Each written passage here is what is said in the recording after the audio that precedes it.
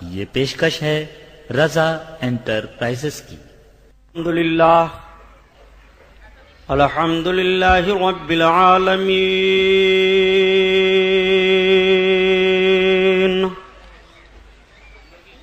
والصلاة والسلام علی سید المرسلین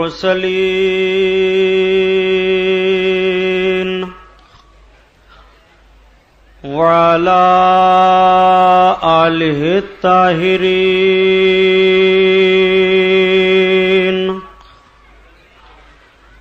واصحابہ المطہرین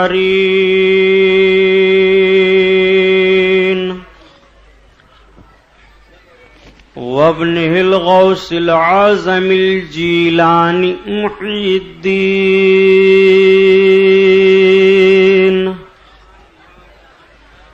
وأهل بيته أجمعين۔ أعوذ بالله من الشيطان الرجيم، بسم الله الرحمن الرحيم۔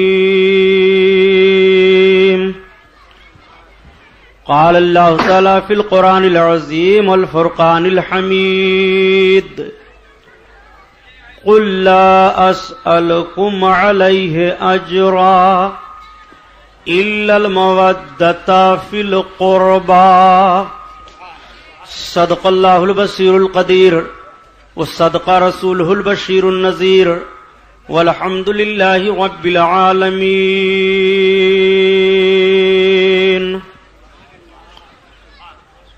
لائق صد احترام علماء اہل سنت، قابل قدر سامعین حضرات، آئیے ہم اور آپ سب سے پہلے اپنے اور ساری کائنات کے مرکز عقیدت حضور رحمت للعالمین، شفیع المذنبین، رسول گرامی وقار، محبوب پروردگار، دونوں عالم کے مالک و مختار حضور محمد الرسول اللہ صلی اللہ تعالی علیہ وسلم کے دربار پرانوار میں درود شریف کا نذرانہ پیش فرمائیں۔ پڑھیے بلند آواز سے، اللہم صلی علی سیدنا مولانا محمد معدن الجود والکرم وعلی آلہ وبارک وسلم، صلاۃ و سلام علیک یا رسول اللہ صلی اللہ تعالی علیہ وسلم۔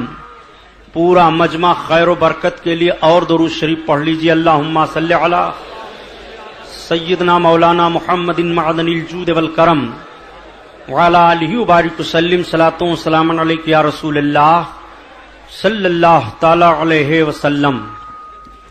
حضرات گرامی، آج کا یہ عظیم الشان نورانی تاجدار کربلا کانفرنس، جس میں ہم اور آپ شرکت کی سعادت حاصل کیے ہوئے ہیں، جس کے انعقاد کرنے والے مدرسہ اہل سنت نوریہ سبحانیہ ریاض العلوم کے تمام ارکان اور محب گرامی جناب محترم قاری محمد وسیم صاحب، الحاج سیٹھ محمد صدیق صاحب، سیٹھ شیدہ حسین صاحب، سیٹھ سمیع اللہ صاحب، یہ جملہ حضرات، میں سارے ارکان کے نام نہیں جانتا ہیں، رب العزت ان حضرات کی محنتوں کو قبول فرمائے۔ آپ حضرات کو سب سے زیادہ خوشی ہونی چاہیے کہ آپ کے اس اسٹیج پر آپ کے اسی حلقہ انتخاب سے منتخب کیے گئے شہزادہ مخدوم حضرت محترم علامہ صاحب الفضیلت سہیل اشرف صاحب قبلہ مدہ ذلہ العالی MLA تشریف فرما ہیں اسٹیج پر۔ ابھی حضرت سید صاحب قبلہ نے ارشاد فرمایا کہ سبحانی صاحب، میں اس کانفرنس کے لیے بڑی دقتوں کا سامنا کیا ہوں، ایروپلین سے دلی گیا، دلی سے آیا، اس کانفرنس میں فوراً شریک ہو رہا ہوں۔ اگر آپ حضرات سے ان کو محبت نہ ہوتی تو اپنا قیمتی وقت ایسے ماحول میں یہ آپ کو کیوں دیتے؟ ان کا آنا قوم و ملت کے لیے ہمدردی کا اعلان ہے، اور میں نے تو کئی جگہوں پر کہا کہ سید سہیل اشرف کسی آسان آدمی کا نام نہیں ہے، بلکہ قوم و ملت کے لیے ایک مضبوط چٹان مدبر انسان کا نام ہے۔ ان کے گھر میں دولت کی کمی نہیں، ان کے تو جد اعلیٰ سرکار سیدنا مخدوم اشرف کچھوچھوی رحمت اللہ تعالی علیہ نے اپنی سلطنت کو اسی قوم و ملت کے فروغ کے لیے ٹھوکر مار دی تھی۔ تو یہ اقتدار کے لیے نہیں بلکہ قوم کو دینی اور ملی اعتبار کے لیے قوم کے سامنے آتے ہیں۔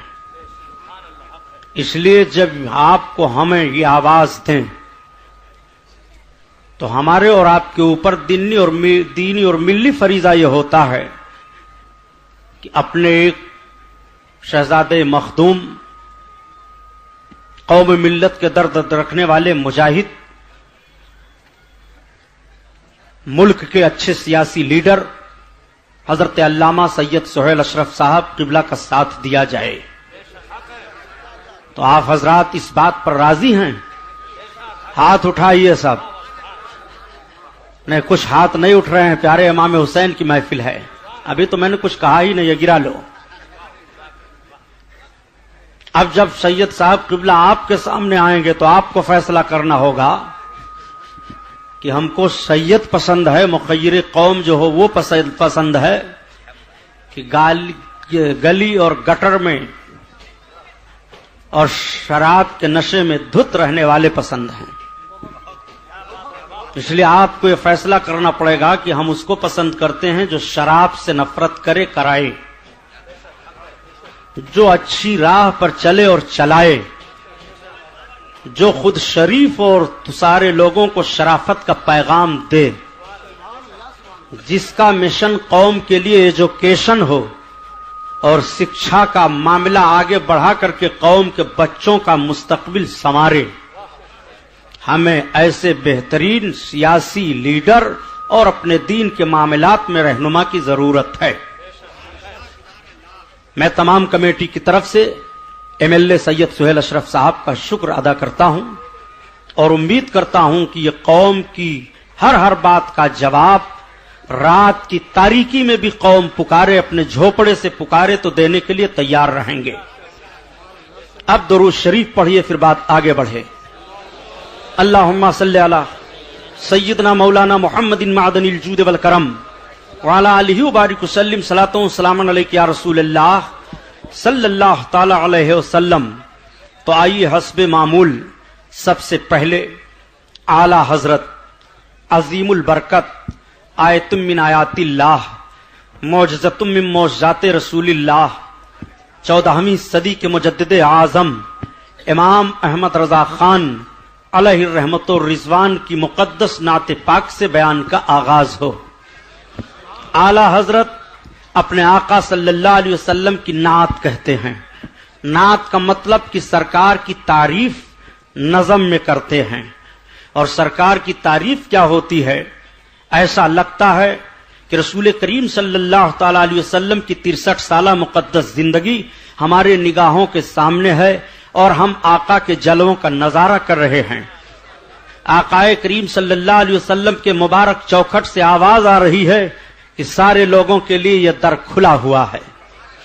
واہ کیا جود و کرم ہے شہ بتا تیرا،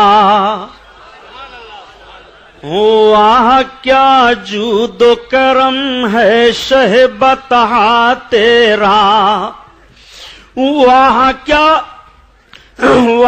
کیا جود و کرم ہے شہ بتا تیرا،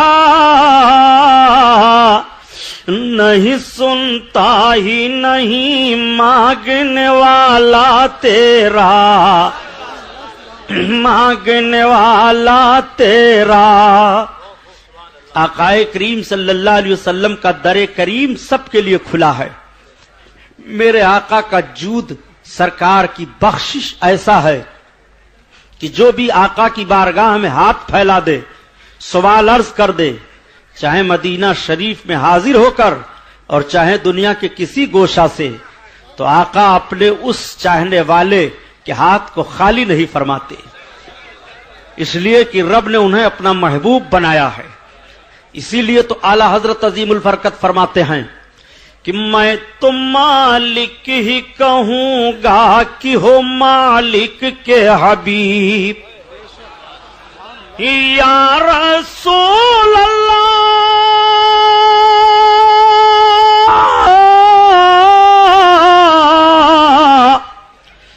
میں تو مالک کہوں گا کہ ہو مالک کے حبیب، یعنی محبوب و محب میں نہیں میرا تیرا، یعنی محبوب و محب میں نہیں میرا تیرا۔ تو سارے لوگ سرکار کے کرم سے روزی پا رہے ہیں، سرکار کا عاشق ہو وہ بھی، نبی کونین صلی اللہ علیہ وسلم کے خلاف تلواریں اٹھانے والا ہو وہ بھی، سرکار کے عشق میں رات میں تنہائی میں آنسو بہانے والا ہو وہ بھی، اور بزم انجمن میں نبی کونین کی نعت گنگنانے والا ہو وہ بھی، آقائے کریم صلی اللہ علیہ وسلم کے کرم والے دسترخوان سے سارے لوگ سیراب ہو رہے ہیں، سارے لوگوں کا بھلا ہو رہا ہے، چاہے وہ آسمان والے ہوں، چاہے زمین والے ہوں، چاہے جیسے ہوں، سب سرکار کے خوان کرم ہی سے پرورش پا رہے ہیں۔ اور سرکار کا خوان کرم ہے کیا؟ ساری زمین اللہ کی نعمتوں سے بھری ہوئی ہے، اور یہ اللہ کی ساری نعمتیں اللہ نے اپنے بندوں ہی کے لیے رکھا ہے، اپنے محبوب کے صدقہ میں رکھا ہے۔ اسی لیے تو اعلی حضرت عظیم البرکت فرماتے ہیں کہ یا رسول اللہ سارا زمانہ آپ کا مہمان ہے، یا رسول اللہ آپ سب کے میزبان ہو۔ آسماں خان زمیں خان زمانہ مہمان، آسماں خان زمیں خان زمانہ مہمان، اور صاحب خانہ لقب کس کا ہے؟ تیرا تیرا تیرا تیرا۔ اللہ اکبر۔ وہ نبی کونین صلی اللہ علیہ وسلم کا در کریم ہے، کہاں کہاں اپنے رسول کے کرم کا انکار کرو گے؟ جہاں دیکھو وہی رسول کے کرم کا بادل برس رہا ہے، جہاں دیکھو نبی کونین صلی اللہ علیہ وسلم کے عطا کے دھارے چل رہے ہیں، جہاں دیکھو وہی سرکار کے کرم سے سیراب ہو رہا ہے۔ آقا کا کرم دیکھو گے تو آؤ ذرا دیکھو، آقا کے کرم کا حال یہ ہے کہ ابھی نبوت و رسالت کا اعلان نہیں ہوا، بچپن ہے۔ آقا کریم صلی اللہ علیہ وسلم اپنے چچا کے کفالت میں ہیں بظاہر۔ ابو طالب حضرت علی کے باپ کے پاس مکہ کے لوگ آئے، سردار قریش قحط پڑ گیا، بارش نہیں ہو رہی ہے، سارے لوگ پریشان ہیں۔ اے سردار قریش اب کیا ہوگا؟ بھوک مری کے سب شکار ہیں، کھیتیاں سوکھ رہی ہیں، جانور پیاس سے مرنے لگے ہیں۔ تو اب سردار قریش ابو طالب کا انداز دیکھو، وہ یوں ہی جا کر کے خانہ کعبہ کی دیوار پر اپنا ہاتھ رکھ کر کے دعا مانگ سکتے تھے، غلاف کعبہ وہ پکڑ لیتے، لیکن نہیں، نبی کونین صلی اللہ علیہ وسلم کو ساتھ میں لیا، کعبہ شریف کے دیوار کے قریب بیٹھ گئے، غلاف کعبہ اپنے ہاتھ میں لیا اور عرض کرتے ہیں پروردگار یہ حسین و خوبصورت چہرے والا بچہ ہے، اس کے توسل سے میں تیری بارگاہ میں بارش مانگتا ہوں، بارش عطا فرما دے۔ تب تک بادل کے جھنڈ اٹھے، چھا گئے، بارش ہونے لگی، اور جب بارش ہونے لگی تو سرکار کے چچا حضرت علی کے باپ ابو طالب سرکار کا چہرے کریم دیکھتے ہوئے کہتے ہیں یستسقی الغمام بوجہی شمال الیتامى عصمۃ للارامل۔ اللہ اکبر، اس حسین چہرے والے سے بارش مانگی جاتی ہے، یہ یتیموں کے پناہ دینے والے ہیں اور بیوہ عورتوں کے سہارا ہیں، یہ سب کو امن و امان عطا فرمانے والے ہیں۔ تبھی تو اعلی حضرت عظیم البرکت فرماتے ہیں کہ غمزدوں کو رضا مزدہ دیجے کی ہے، اور بے کسوں کا سہارا ہمارا نبی، ہمارا نبی۔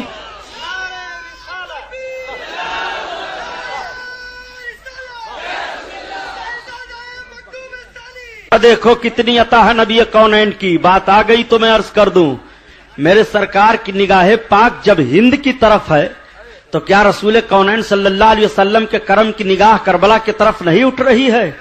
آپ ذرا غور فرمائیں, مدینہ شریف کی سرزمین ہے, نبی کونین صلی اللہ علیہ وسلم اپنے حجرے مقدسہ پر تشریف فرما ہیں, دروازے پر میرے سرکار کھڑے ہیں, آقائے کریم کے لبہائے ناز پر مسکراہٹ ہے, سرکار مسکرا رہے ہیں.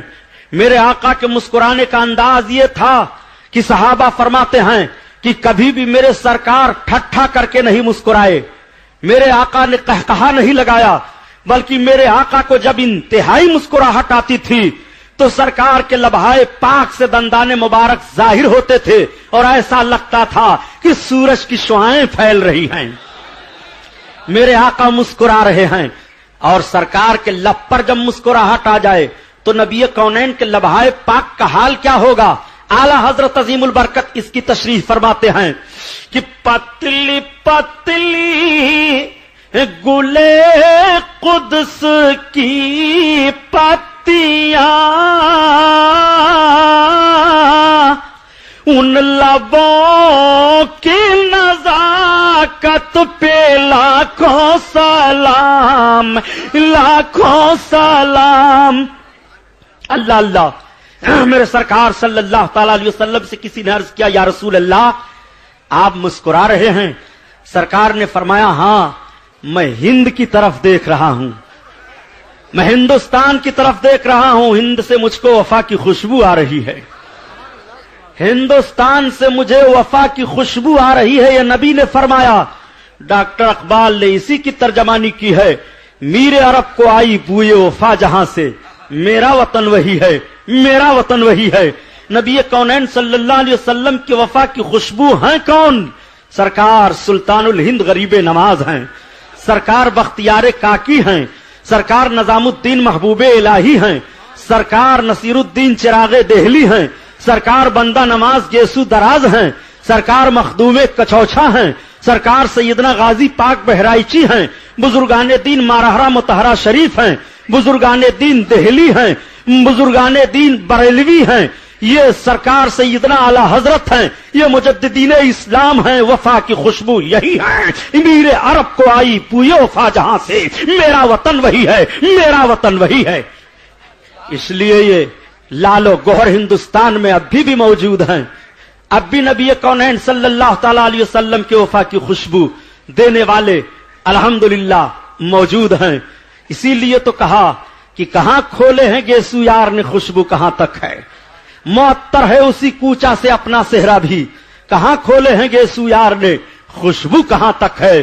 سرداد نداد دست در دست یزید, حقہ کی بنائے لا الہ ہست حسین, اور اسلام کے دامن میں اس کے سوا کیا ہے؟ یک ضرب ید اللہ, یک سجد شبیری, انسان کو بیدار تو ہو لینے دو, ہر قوم پکارے گی ہمارے ہیں حسین.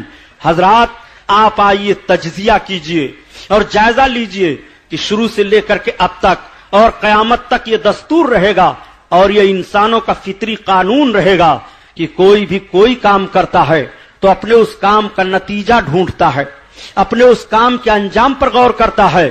آپ تجارت کرتے ہیں, آپ کو امید نفع کی ہوتی ہے, آپ ملازمت کرتے ہیں, آپ کو امید مشاہرے کی ہوتی ہے, تنخواہ کی ہوتی ہے, آپ محنت و مزدوری کرتے ہیں, آپ کو اجرت دی جاتی ہے. آپ دنیا کے کسی بھی انسان کا کوئی کام لے لیجئے, چاہے وہ سماجی کام ہو, اقتصادی کام ہو, معاشرتی کام ہو, کیسا بھی کام ہو, آدمی اپنے ہر کام کا اجرت چاہتا ہے, اپنے کام کے نفع کو دیکھنا چاہتا ہے, اپنے کام کے نتیجے کو چاہتا ہے. اب آئیے ذرا غور فرمائیے, رب نے کرم فرمایا اپنے بندوں پر اور اپنے آخری محبوب پیغمبر حضور محمد الرسول اللہ صلی اللہ تعالی علیہ وسلم کو جب 40 برس کے بعد اعلان نبوت کا حکم عطا فرمایا, محبوب اپنی نبوت کا اعلان فرما دو. آج ایک جملے کی یہ بھی تشریح میں کر دوں, کچھ لوگ جملہ کہہ دیا کرتے ہیں اور کچھ کتابوں میں بھی لکھ دیا کرتے ہیں کہ نبی کونین کو نبوت 40 سال کے بعد ملی ہے. میں عرض کرتا ہوں یہ جملہ بدلو تاکہ عقیدے کا جنازہ نہ نکلنے پائے. صحاح ستہ کی حدیثوں میں سے ایک حدیث کی کتاب ہے جس کا نام جامع ترمذی ہے. तिरमिजी में सरकार सल्लल्लाहु अलैहि वसल्लम की हदीस पाक है। अल्लाह के रसूल सल्लल्लाहु अलैहि वसल्लम से अर्ज किया गया, या रसूल अल्लाह, आप कब से नबी हैं? नबी कौनैन सल्लल्लाहु अलैहि वसल्लम ने इरशाद फरमाया, कुन तो नबियों व आदमो बैन रूहे वल जसद, मैं उस वक्त से नबी हूं जब हजरत आदम आबोगिल के दरमियान मंजिल तय फरमा रहे थे। अल्लाह के रसूल सल्लल्लाहु अलैहि वसल्लम ने अपनी नबूवत को बताया। अब 40 साल के बाद ऐलान नबूवत का हुक्म मिलता है। 40 साल के बाद क्यों ऐलान नबूवत का हुक्म मिलता है? 25 बरस के बाद रब ताला ऐलान नबूवत का हुक्म दे देता, 15 बरस के बाद ऐलान नबूवत का हुक्म दे देता। तो अगर इस उन्वान पर मैं बयान करना शुरू करूंगा तो जो मैंने आयते करीमा तिलावत करने का शरफ हासिल किया है उसके ताल्लुक से बात रह जाएगी। आप आगे बढ़िए और देखिए, मेरे सरकार सल्लल्लाहु अलैहि वसल्लम ने ऐलान नबूवत फरमाया। ये के बाद दीगरे लोग इस्लाम में दाखिला लेना शुरू हुए। नबी कौनैन ने मक्का शरीफ में ऐलान नबूवत फरमाया और मक्का से इस्लाम फैलना शुरू हुआ। मक्का के लोगों ने बहुत तंग करना शुरू किया, बड़ी दिक्कतों का सामना करना पड़ा। रब ताला की मशीयत हुई कि महबूब, जब तक मेरी मर्जी मक्का से तुम्हारी मौजूदगी में इस्लाम को फैलाना था, मैं तुम्हारी मौजूदगी में इस्लाम को बढ़ाता रहा। मेरा मंशा ये है, अब मक्का से आगे बढ़ो और मदीना से इस्लाम की तबलीग शुरू हो जाए। मेरे सरकार सल्लल्लाहु अलैहि वसल्लम हिजरत फरमा करके मक्का से मदीना तैयबा आ गए। सरकार ने हिजरत की है, मदीना तैयबा में तशरीफ लाए हैं। इस्लाम बढ़ता चला जा रहा है। इस्लाम के नशर व इशाअत के लिए नबी कौनैन सल्लल्लाहु अलैहि वसल्लम की मुकद्दस जिंदगी पाक की मसरूफियत बढ़ती चली जा रही है। सहाबा ने देखा कि जैसे हमारी जिंदगी के लवाजमात हैं, जैसे हमारी जिंदगी की जाहिरी जरूरतें हैं, ऐसे मेरे आका के भी जाहिरी जिंदगी के लिए कुछ जरूरियात हैं। तो सहाबा ने आपस में मशवरा किया कि या रसूल अल्लाह, हम ये चाहते हैं कि आपकी बारगाह में हम सारे सहाबा जो आप खिदमते दीन कर रहे हैं, तबलीग इस्लाम फरमा रहे हैं और आपको इससे फुर्सत नहीं है, आपके जिंदगी के लवाजमात हैं, उसके लिए हम सब कुछ आपकी बारगाह में बतौर वजीफा नजराना पेश कर दिया करें, जिससे आपके जिंदगी के जरूरियात पूरे होते रहें। आकाए करीम सल्लल्लाहु अलैहि वसल्लम की बारगाह में जैसे सहाबा ने यह नजराना पेश करने के लिए अपील की, तब तक आका सल्लल्लाहु अलैहि वसल्लम पर कुरान की आयत नाजिल हो जाती है और रब ताला इरशाद फरमाता है कि कुल ला अस्अलुकुम अलैहि अजरा, महबूब तुम फरमा दो, मैं खिदमते दीन पर तुमसे कोई अजर नहीं मांगता हूं, मुझे खिदमते दीन पर उजरत नहीं चाहिए, मुझे खिदमते दीन पर कोई कुछ नहीं चाहिए। अल्लाह ने इरशाद फरमाया, महबूब तुम कह दो, मुझे तबलीग इस्लाम पर उजरत नहीं चाहिए, तबलीग इस्लाम पर मैं उजरत नहीं ले रहा हूं। अल्लाह के रसूल सल्लल्लाहु तआला अलैहि वसल्लम ने जब ये इरशाद फरमाया तो सरकार आयत करीमा का दूसरा टुकड़ा तिलावत फरमा रहे हैं। हाँ, मेरा रब ये इरशाद फरमा रहा है, इल्लल मवद्दता फिल क़ुरबा, हाँ हमारे कराबतदारों की मोहब्बत करो, हमारे घर वालों से मोहब्बत करो। आक़ाए करीम सल्लल्लाहु तआला अलैहि वसल्लम ने जब ये इरशाद फरमाया, इल्लल मवद्दता फिल क़ुरबा, मेरे कराबतदारों की मोहब्बत तुम्हारे दिल में होनी चाहिए, उनसे तुम मोहब्बत करो। इतना ऐलान होना था। आओ जरा देखो, सहाबा बैठे हैं।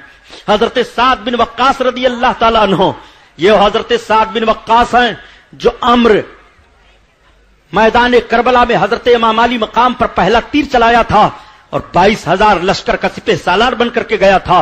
उसी के बाप हजरत साद बिन वक्कास हैं। हजरत साद बिन वक्कास अर्ज करते हैं, या रसूल अल्लाह, ये आयत नाजिल हुई है, कुल ला अस्अलुकुम अलैहि अजरा, तबलीग इस्लाम पर फरमा दो, मैं तुमसे कोई अजर नहीं मांगता।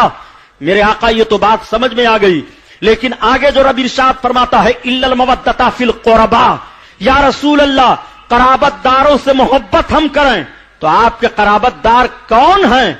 आकाए करीम की बारगाह में अर्ज करते हैं, या रसूल अल्लाह, मन कराबत का, आपके कराबतदार कौन है? आका इरशाद फरमाते हैं, कराबती अल हसन वल हुसैन व फातिमा व अली। अब आकाए करीम ने इरशाद फरमाया, मेरी कराबत हसन है, हुसैन है, अली है। हजरत फातिमा को फरमाया फातिमा है।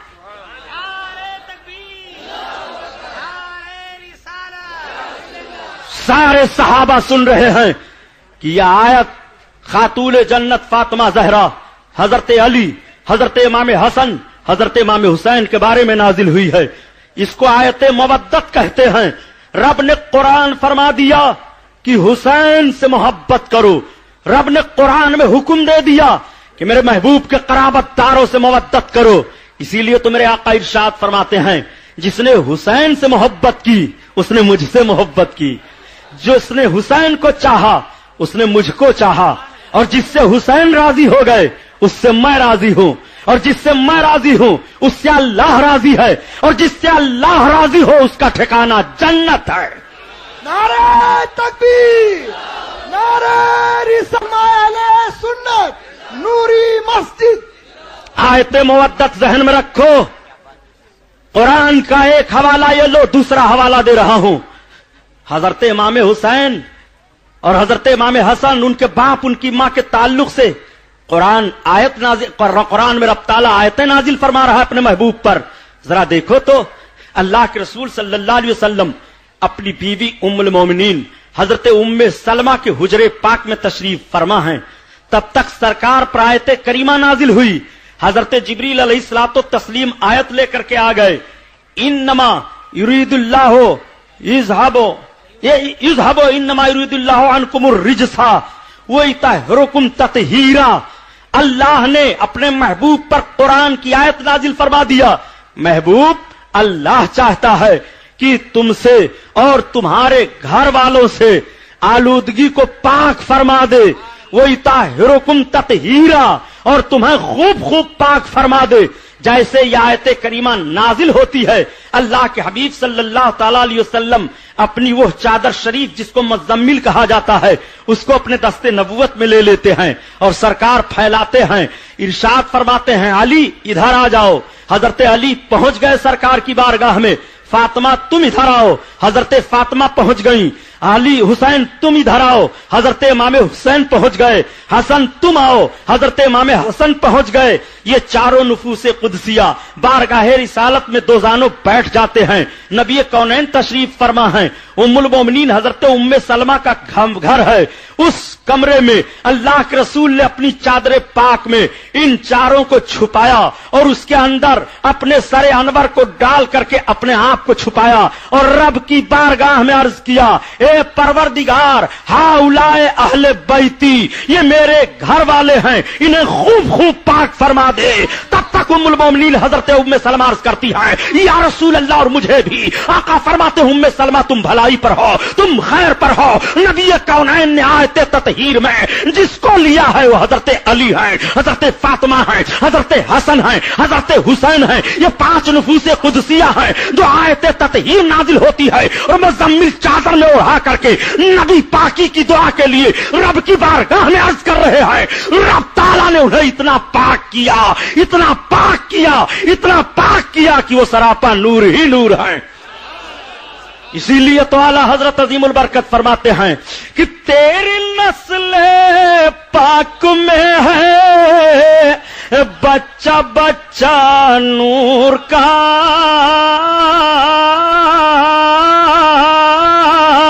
اور تو ہے نور تیرا سب گھرانہ نور کا, تو ہے نور تیرا سب گھرانہ نور کا. اللہ اللہ. آیت تطہیر حضرت علی, حضرت فاطمہ, حضرت امام حسن, حضرت امام حسین کے تعلق سے نازل ہوئی. آیت مودت ان کے لیے ہے, آیت تطہیر ان کے لیے ہے. تیسرا حوالہ قرآن کا لو. کہاں کہاں حضرت امام حسین کو دیکھو گے, ان کی عظمت کا پتہ لگانا معمولی کام ہے. جب ان کے لیے ان کے نانا نے فرما دیا میں حسین سے ہوں, حسین مجھ سے ہیں, تو نہ ان کے نانا کی مثال ہے نہ حضرت امام حسین کی مثال ہے. اللہ اکبر. اسی لیے تو ڈاکٹر اقبال نے کہا اسلام کے دامن میں اس کے سوا کیا ہے, یک ضرب ید اللہ, یک سجدہ شبیری. اللہ اکبر. اب آؤ دیکھو تیسری آیت کریمہ, وہ آیت مباہلہ ہے. اللہ کے رسول صلی اللہ علیہ وسلم کی بارگاہ میں نجران کے 14 عیسائیوں نے چیلنج کر دیا, محمد ہم آپ سے مناظرہ کرنا چاہتے ہیں. مناظرے کی صورت مباہلہ ہوگی. مباہلہ کا مطلب یہ ہوتا ہے کہ دونوں فریق ایک دوسرے پر اللہ کی بارگاہ میں ہلاکت کی دعا مانگے اور لعنت بھیجیں. جو حق پر ہوگا وہ بچ جائے گا, جو باطل پر ہوگا وہ نیست و نابود ہو جائے گا. اس کو مباہلہ کہتے ہیں. آقائے کریم نے مباہلہ منظور فرما لیا. میرے سرکار صلی اللہ تعالی علیہ وسلم پر آیت مباہلہ نازل ہوئی. محبوب تم اپنے بچوں کو بلا لو, اپنی عورتوں کو بلا لو, اپنے گھر والوں کو بلا لو. تو میرے آقا نے کس کو بلایا؟ ارشاد فرماتے ہیں علی ادھر آ جاؤ. آیت میں رب تعالیٰ فرماتا ہے مردوں کو اپنے بلا لو.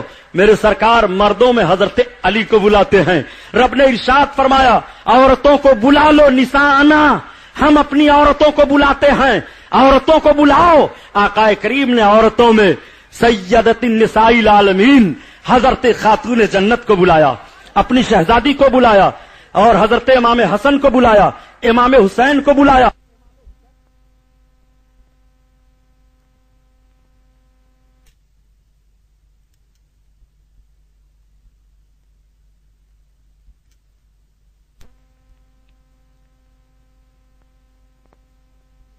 یا رسول اللہ کہاں چلنا ہے؟ آؤ میرے پیچھے پیچھے آؤ. فاطمہ تم میرے پیچھے ہو جاؤ, فاطمہ کے پیچھے علی تم ہو جاؤ. اور حضرت امام حسن کو آپ نے اپنے داہنی جانب کر لیا, امام حسین کو بائیں جانب کر لیا. یہ دونوں شہزادے اپنے نانا کی انگلی پاک پکڑے ہوئے ہیں.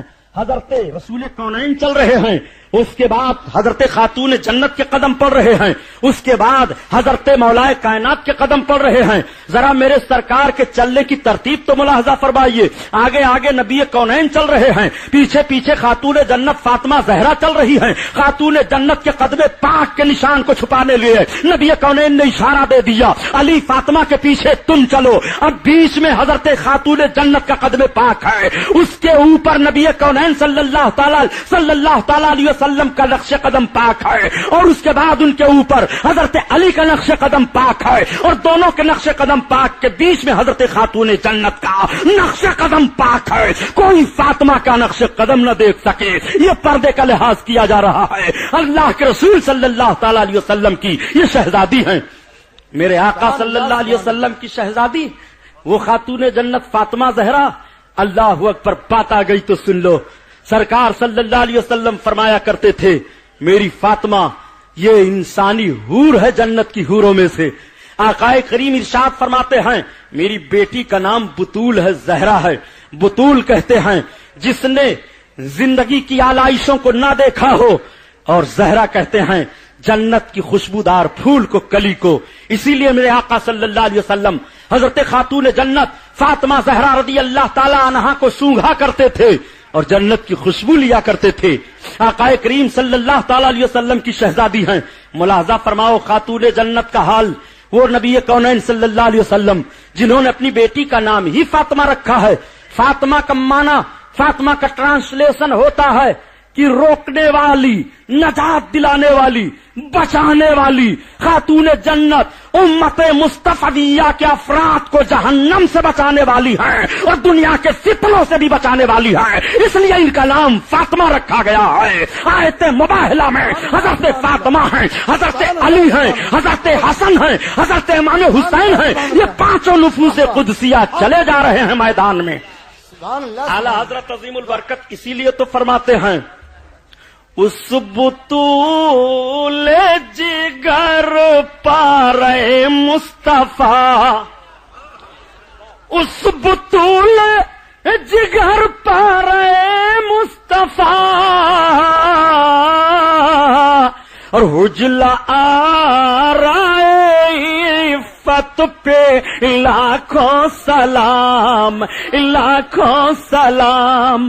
جن کے عظمت و عزت کا روم حجرہ الحمدللہ تقدس سے اور طہارت سے سجا دیا گیا ہو. اعلی حضرت کے شعر پر غور فرمائیے, علماء زیادہ سمجھیں گے. اس بطول جگر پارے مصطفیٰ, حجلہ آرائے عفت پہ لاکھوں سلام, اور جس کا آنچل نہ دیکھا مہو مہر نے, جس کا چلا دیکھا مہو مہر میں نے, اس ردائے نزاہت پہ لاکھوں سلام, لاکھوں سلام. اور آیت تطہیر میں جس کے پودے جمے, آب تطہیر میں جس کے پودے جمے، آب تطہیر میں جس کے پودے جمے، اس ریاض نجابت پہ لاکھوں سلام، لاکھوں سلام۔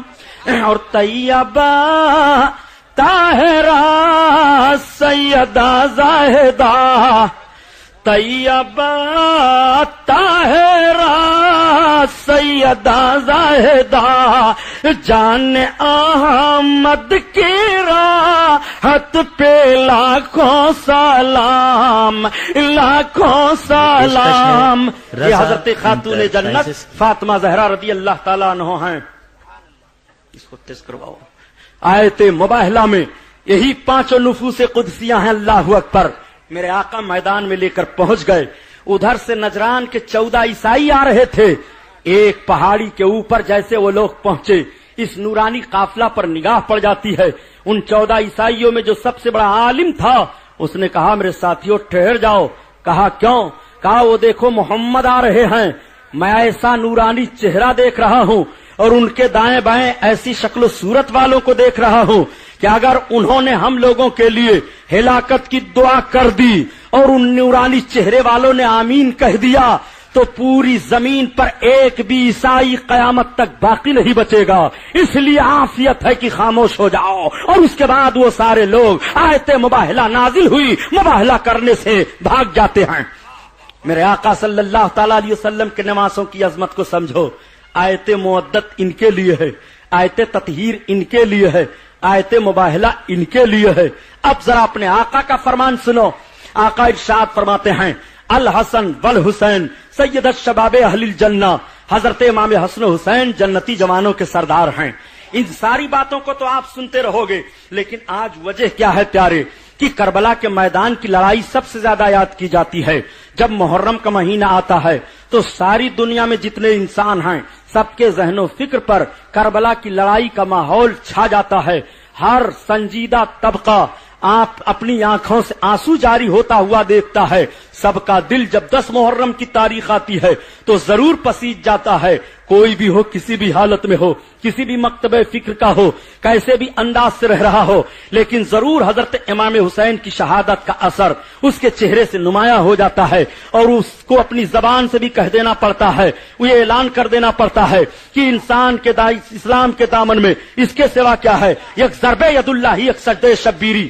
بھائی میٹنگ کرنا ہو تو میں تقریر بند کر دوں، ڈسٹرب ہو رہا ہے معاملہ، آپ لوگ بغل میں ہو کر کے بات کر لیں تو ذرا اچھا لگے گا۔ اللہم صلی علی سیدنا مولانا محمد معدن الجود والکرم وعلی آلہ وبارک وسلم، صلاۃ و سلام علیک یا رسول اللہ صلی اللہ تعالی علیہ وسلم۔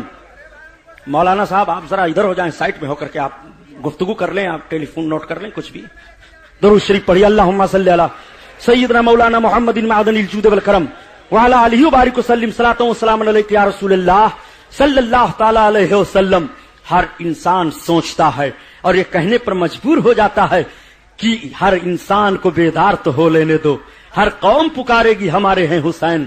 آپ ذرا غور تو فرمائیے، لڑائیاں بہت ہوئی ہیں اسلام میں اور ایسی بھیانک لڑائیاں ہوئی ہیں کہ جب ان لڑائیوں کا جائزہ لیا جاتا ہے تو کربلا کے میدان کو اور ان لڑائیوں کو جائزے میں رکھو تو جتنا خون کربلا میں بہا ہے اس سے زیادہ خون اور لڑائیوں میں بہ گیا ہے۔ جتنی تلواریں کربلا میں چلی ہیں اس سے زیادہ تلواریں اور لڑائیوں میں چل گئی ہیں۔ جنگ 3 قسم کی ہوتی ہے، ایک جنگ اقتدار کے لیے ہوتی ہے، ایک جنگ سیاست کے لیے ہوتی ہے، اور ایک جنگ انتقام کے لیے ہوتی ہے، بدلہ لینے کے لیے ہوتی ہے، اور ایک جنگ مذہب اسلام کے لیے ہوتی ہے، دین کے فروغ کے لیے ہوتی ہے۔ اب آئیے آپ سیاسی جنگوں کی طرف ہمیں آپ کو نہیں جانا ہے، ہم کو اور آپ کو صرف مذہبی لڑائیوں کو دیکھنا ہے اور مذہبی جنگوں کو دیکھنا ہے۔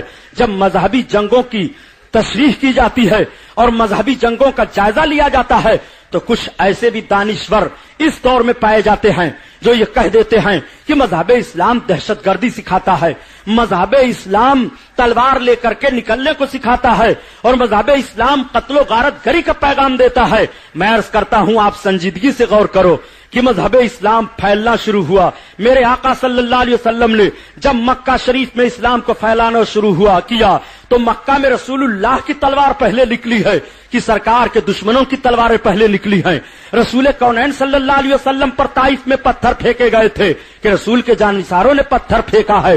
تمہیں کہنا پڑے گا کہ رسول اللہ صلی اللہ تعالی علیہ وسلم انسانیت کا پیغام دے رہے ہیں اور جن لوگوں کے اندر انسانیت قبول کرنے کی صلاحیت نہیں پائی جا رہی ہے وہ رسول کونین پر پتھر پھینک رہے ہیں. تو جو پتھر پھینک رہا ہے اور انسانیت کا خون کر رہا ہے دہشت گرد وہ مانا جائے گا, دہشت گرد اسے کہا جائے گا. اب آپ ذرا پھر ملاحظہ فرماتے چلیے, رسول کونین صلی اللہ تعالی علیہ وسلم نے جب اسلام کو پھیلانا شروع کیا تو مکہ میں تلواریں نکل آتی ہیں. دارالندوہ میں رسول کو قتل کرنے کا پروگرام رسول کے شہدائیوں نے بنایا تھا کہ دہشت گردوں نے بنایا تھا, رسول کونین صلی اللہ تعالی علیہ وسلم کے دشمنوں نے بنایا تھا. طائف میں پتھر پھینکے گئے, دہشت گرد کہنا ہے تو انہیں کہو. ندوہ میں پروگرام بنایا گیا, دہشت گرد کہنا ہے تو انہیں کہو. رسول کونین صلی اللہ تعالی علیہ وسلم کے خلاف جب میرے سرکار کے مقدس حجرے پاک کو رات کے تیسرے پہر میں آ کر کے دشمنان اسلام گھیر لیتے ہیں, سب کی تلواریں نکل آتی ہیں, ایک محمد عربی کے خون کے پیاسے دکھائی دے رہے ہیں, سب کی تلواریں چمک رہی ہیں. میں آپ سے پوچھنا چاہتا ہوں ان تلواروں کا چمکانا رسول کونین کی طرف سے ہے اور رسول کے شہدائیوں کی طرف سے ہے کہ رسول کونین کے دشمنوں کی طرف سے ہے؟ آپ کو کہنا پڑے گا کہ رسول کونین صلی اللہ علیہ وسلم کے دشمنوں کی طرف سے ہے. اب آؤ آپ ذرا جائزہ لیتے ہوئے چلو. رسول کونین ہجرت فرما کر کے مدینہ طیبہ آئے ہیں, سرکار اسلام پھیلا رہے ہیں. میرے آقا یہی تو پیغام دے رہے تھے کہ معبود تمہارا ایک معبود ہے, یہ پتھر تمہارے معبود نہیں ہیں, یہ شجر و حجر تمہارے معبود نہیں ہیں, یہ چاند و سورج تمہارے معبود نہیں ہیں. تم ایک خدا کو مانو اور ایک خدا کی عبادت کرو, میں اس خدا کا رسول ہوں جو ساری کائنات کا پالنہار ہے. یہی پیغام تو نبی کونین نے دیا تھا. مگر جب اس پیغام کو نہ قبول کرنے والے سامنے آتے ہیں اور دشمنی پر آمادہ ہو جاتے ہیں تو تلواریں نکل آتی ہیں. لیکن ایک بات میں عرض کرتا چل رہا ہوں پیارے, آپ پہلی جنگ اسلام کو لے لو. آج جو لوگ یہ ذہن دیا کرتے ہیں کہ مذہب اسلام دہشت گردی کا پیغام دیتا ہے, مذہب اسلام کی کوئی بھی جنگ ہو اس میں پہل کی ہی نہیں گئی ہے, اس میں دہشت گردی کا معاملہ آیا ہی نہیں ہے. آپ ذرا اندازہ لگائیں, رسول کونین صلی اللہ تعالی علیہ وسلم تو تبلیغ اسلام پھیلا رہے ہیں. آقا کریم کی بارگاہ میں خفیہ رپورٹ دی جاتی ہے, یا رسول اللہ مکہ کے 1000 اسلام کے دشمن مدینہ شریف پر چڑھائی کرنے کے لیے تیار ہو گئے ہیں اور ان کا قافلہ چل چکا ہے. اب آپ سے میں پوچھنا چاہتا ہوں, رسول کونین صلی اللہ علیہ وسلم تو مکہ سے ہجرت کر کے مدینہ طیبہ چلے آئے ہیں, ان لوگوں کو مکہ سے مدینہ پر چڑھ کر نہیں جانا چاہیے. آپ یہی سے اندازہ لگائیے, جو مکہ کے اسلام دشمن سپاہی مدینہ شریف پر اسلام کی دشمنی میں چڑھ رہے ہیں, دہشت گرد انہیں کہو گے کہ مدینہ شریف میں 313 شہدائیوں کو دہشت گرد کہو گے. تمہیں کہنا پڑے گا کہ دہشت گرد وہی لوگ ہیں کہ میرے آقا تم مکہ سے مدینہ چلے گئے ہیں اور تبلیغ اسلام پھیلا رہے ہیں, مگر تبلیغ اسلام وہ پھیلانے نہیں دے رہے ہیں اور 1000 کی جمعیت لے کر کے نبی کونین صلی اللہ تعالی علیہ وسلم کے شہدائیوں پر اور رسول کونین پر چڑھ دوڑتے ہیں. چنانچہ ان کا 1000 کا لشکر آ کر کے مدینہ کے قریب بدر کے مقام پر ٹھہر جاتا ہے. رسول کونین کو خبر دی جاتی ہے, یا رسول اللہ دشمنان اسلام آ گئے ہیں, کہاں آئے ہیں؟ رسول کونین صلی اللہ علیہ وسلم نے فرمایا کہ کہاں آئے ہیں؟ لوگوں نے بتایا یا رسول اللہ مقام بدر پر وہ ٹھہر چکے ہیں, اس کے قریب وہ پہنچ چکے ہیں. اب آپ سے میں پوچھنا چاہتا ہوں, اگر آپ کو اطلاع یہ دے دی جائے کہ 10,000 کے لوگ پورے گوئنڈی کے لوگوں کو آ رہے ہیں اسلحہ لے کر کے مارنے کے لیے, تو ساری جمعیت لے کر کے آپ لوگ بھی اپنے دفاع کے لیے نکلیں گے کہ نہیں نکلیں گے؟ نکلنا پڑے گا آپ کو. یہ مزاج ہے اور یہ فطری تقاضا ہے, یہ انسانیت کا تقاضا ہے. اب رسول کونین صلی اللہ علیہ وسلم کو جب اطلاع دی جاتی ہے تو میرے سرکار بھی اپنے شہدائیوں کو اکٹھا کرتے ہیں اور اکٹھا کرنے کے بعد میرے آقا نے جب شمار کیا تو صرف 313 شہدائی دکھائی دے رہے ہیں, مگر اس میں بھی کچھ نہتھے ہیں. کسی کے پاس تلوار ہے تو گھوڑا نہیں, کسی کے پاس گھوڑا ہے تو ہتھیار نہیں. اس طور پر یہ 313 بھی رسول کونین کے قدموں میں قربان ہونے کے لیے مدینہ طیبہ سے نکل پڑتے ہیں. مقام بدر پر پڑاؤ پڑ جاتا ہے, ایک طرف دشمن کی فوج ہے, ایک طرف رسول کونین صلی اللہ علیہ وسلم کے شہدائی ہیں. 5 میل کی دوری پر مدینہ شریف سے مقام بدر پایا جا رہا ہے اور 422 کلومیٹر کی دوری مکہ شریف شریف سے مدینہ شریف پایا جا رہا ہے 422 کلومیٹر چڑھ کر کے جو آئے ایک نظریے کو ختم کرنے کے لیے دہشت گرد اسے کہا جائے گا کہ جو 313 کی افراد لے کر کے دفاع کے لیے نکلے اور انسانیت کی حفاظت کے لیے نکلے دہشت گرد اسے کہا جائے گا. میں آپ سے پوچھنا چاہتا ہوں کہ اسلام کی کوئی لڑائی تم نہیں دکھا سکتے ہو کہ جس میں اسلامی مجاہدین بڑھ کر کے تمہارے سامنے گئے ہوں اور تمہارے سامنے وہ جا کر کے انہوں نے تمہارا خون کیا ہو. مقام بدر میں ہوئی تھی. رسول کونین کے شہدائیوں نے اپنی بہادری کا جوہر دکھایا, ایمانی جوش پیش فرمایا. بشری تقاضے کی بنیاد پر وقت تو ایسا آ گیا تھا کہ ان کے قدم اکھڑ جاتے, لیکن اللہ تعالیٰ نے فرشتوں کی مدد نازل فرما دی. یہ فاتح بن جاتے ہیں, یہ کامیاب و کامراں ہو جاتے ہیں. الحمدللہ. اب ذرا آپ نگاہ دوڑائیے اور دیکھیے رسول کونین صلی اللہ علیہ وسلم کی یہ پہلی جنگ عظیم بدر ہے. تاریخ کے صفحات پر محفوظ ہے, لوگوں کے ذہنوں میں پایا جاتا ہے. لیکن اگر سوال کر دیا جائے یہ جنگ بدر کس تاریخ میں ہوئی ہے, یہ کس دن واقع ہوئی تھی جنگ, اس جنگ کا مقام کیا ہے, تو شاذ و نادر کچھ لوگ بتا پائیں. یہ بھی بڑی بھیانک لڑائی ہوئی دوسرے جنگی عظیم ہوتی ہے جس کو مقام احد کہا جاتا ہے. مقام احد تو مدینہ شریف سے صرف 3 کلومیٹر کی دوری پر ہے. رسول کونین صلی اللہ علیہ وسلم کو اطلاع دی جاتی ہے, یا رسول اللہ اب سارے کے سارے لوگ چڑھ دوڑے ہیں اور وہ یہاں آ کر کے پھر ہمارے اوپر حملہ کرنا چاہتے ہیں. اللہ کے رسول نے پھر اپنے شہدائیوں کو لیا اور مقام احد میں میرے سرکار پہنچ گئے. مقام احد میں کافی تعداد میں اسلام کے دشمن آتے ہیں, بڑی بھیانک جنگ ہوتی ہے. اب آپ بتاؤ کہ پھر مکہ سے یہ لوگ مدینہ پر چڑھ رہے ہیں. پہلی بار بھی مکہ سے مدینہ پر چڑھے اور دوسری جنگ جب ہوتی ہے تب مکہ سے مدینہ شریف پر چڑھے اور بھاری جمعیت لے کر کے چڑھے ہیں. دفاع کے لیے سرکار کے شہدائی بھی نکلے ہیں, بڑی بھاری جمعیت لے کر کے یہ آئے تھے. چند سیاسی اور جنگی لغزش کی بنیاد پر بظاہر صحابہ کرام کو شکست میں فتح بدل جاتی ہے. اللہ کے رسول صلی اللہ علیہ وسلم کے دندان پاک شہید ہو جاتے ہیں. میرے سرکار کے چچا جان حضرت حمزہ کی بھی شہادت ہو جاتی ہے اور ایسی گمبھیر شہادت ہوئی تھی, ایسی دلدوز شہادت حضرت امیر حمزہ کی ہوئی ہے کہ حضرت امیر حمزہ کے ناک شریف کو بھی مسئلہ کر دیا, آپ کی مقدس نگاہوں پر بھی حملہ کر دیا, آپ کے دونوں کان پر بھی حملہ کر دیا. حضرت امیر حمزہ کا سینہ چاک کیا گیا, رسول کونین کے چچا کا کلیجہ نکالا گیا اور نکال کر کے ہندا زوجہ سفیان نے اپنے منہ میں بھی ڈالا اور ڈال کر کے اسے چبایا, نگل نہ سکی تو اگل دیا. میں آپ سے پوچھنا چاہتا ہوں اتنی بھیانک جنگ ہوئی ہے, رسول کونین کے چچا کا کلیجہ چبایا گیا, لیکن آج اس جنگ کو تاریخ کے صفحات پر آپ دیکھو گے لوگوں کے ذہن و فکر میں ضرور بسی ہوئی ہے وہ جنگ, لیکن اتنا تذکرہ نہیں کیا جاتا ہے اس جنگ کا جتنا کربلا کی جنگ یاد کی جا رہی ہے. مقام بدر کی جنگ کو اتنا نہیں یاد کیا جاتا ہے جتنا کربلا کی لڑائی یاد کی جا رہی ہے. آخر یہ بھی ساری شہادتیں تو ہوئی ہیں اور علماء فرماتے ہیں کہ حضرت امام حسین بھی سلطان الشہداء ہیں اور حضرت امیر حمزہ بھی سلطان الشہداء ہیں. یہ بھی شہیدوں کے سردار ہیں اور سرکار کے چچا بھی شہیدوں کے سردار ہیں. اللہ اکبر, اتنی بھیانک جنگ ہوئی ہے. لیکن ذرا آؤ دیکھو اپنے رسول کا رحم و کرم بھی ملاحظہ فرماتے چلو. رسول کونین نے کس طرح سے رحمت کی برسات فرما دی ہے اور سرکار نے کس طرح سے امن و امان کا پیغام دیا ہے. ذرا رسول کونین کی مقدس ہے زندگی پاک کا ایک ایک شوشہ اور گوشہ دیکھ کر کے لوگ پھر تجزیہ کریں اور جب کہیں کہ اسلام دہشت گردی کا پیغام دیتا ہے تب تو مان لیا جائے. لیکن پیارے تم نے رسول کونین کی سیرت کو نہیں پڑھا ہے, رسول کے پیغام کو تو نے نہیں دیکھا ہے. ارے رسول کونین پر جو قرآن کی آیت نازل ہو رہی ہے, اللہ کے حبیب اعلان فرما رہے ہیں لا اکراہ فی الدین, دین میں کوئی زبردستی نہیں ہے, کہیں پر بھی تلوار کے زور سے کلمہ نہیں پڑھایا گیا ہے. یہ غلط تاریخوں کو توڑ مروڑ کر کے بیان کیا جاتا ہے, ورنہ اگر مذہب اسلام کے لیے صرف ہندوستان میں تلواریں استعمال کی جاتی تو تاریخ کا برق پیش کر رہا ہوں کہ 988 برس تک ہم تبت کی وادی سے لے کر کے اور افغانستان کی سرحد تک بھارت پر حکمراں رہے.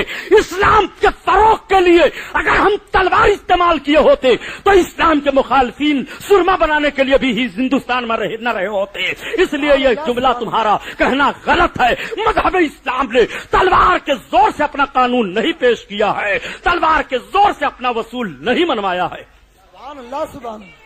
غور فرمائیے اللہ کے رسول صلی اللہ تعالی علیہ وسلم کی مقدس زندگی پاک دیکھتے چلیے. ان دونوں جنگوں کو اپنے سامنے آپ رکھیے, دونوں جنگیں کس انداز سے کی جا رہی ہیں. لیکن یہی میرے آقا ہیں جب مکہ شریف فتح کر کے جاتے ہیں. آج بھی دنیا کا یہ دستور ہے, ایک مرتبہ امریکہ پر حملہ ہو گیا, آپ ذرا دیکھیں دہشت گرد کون ہے اور دفاع کرنے والا کون ہے. ایک مرتبہ امریکہ پر حملہ ہوا اور اس کی اتنی اونچی بلڈنگ اڑا دی گئی, اس کے انجینئر مار دیے گئے, تو چاہیے تھا کہ ایک فرد واحد کو تلاش کیا جاتا, کہیں بھی تلاش کیا جاتا، جس پر الزام عائد کیا جاتا ہے اس کو تلاش کیا جاتا۔ میں یہ تاریخ کا ورق الٹ رہا ہوں، میں حمایت میں نہیں بول رہا ہوں بلکہ ذہن و فکر دینا چاہتا ہوں، لیکن پورا ملک کا ملک تباہ و برباد کر دیا گیا، پوری طاقت استعمال کر لی گئی ہے۔ ایک طرف تم اپنا انداز دیکھو جو دنیا والوں کو ترقی کا پیغام دے رہے ہو، اور دوسری طرف رسول کونین کی مقدس زندگی ملاحظہ فرماؤ۔ یہی میرے رسول اللہ صلی اللہ علیہ وسلم ہیں، جب مکہ شریف میں فاتح کی حیثیت سے داخل ہو رہے ہیں تو اللہ کے رسول اسی مکہ سے رات کی تاریکی میں نکلے تھے۔ اللہ کے رسول کے حجرے پاک کو تلواروں کی چھاؤں میں لیا گیا تھا،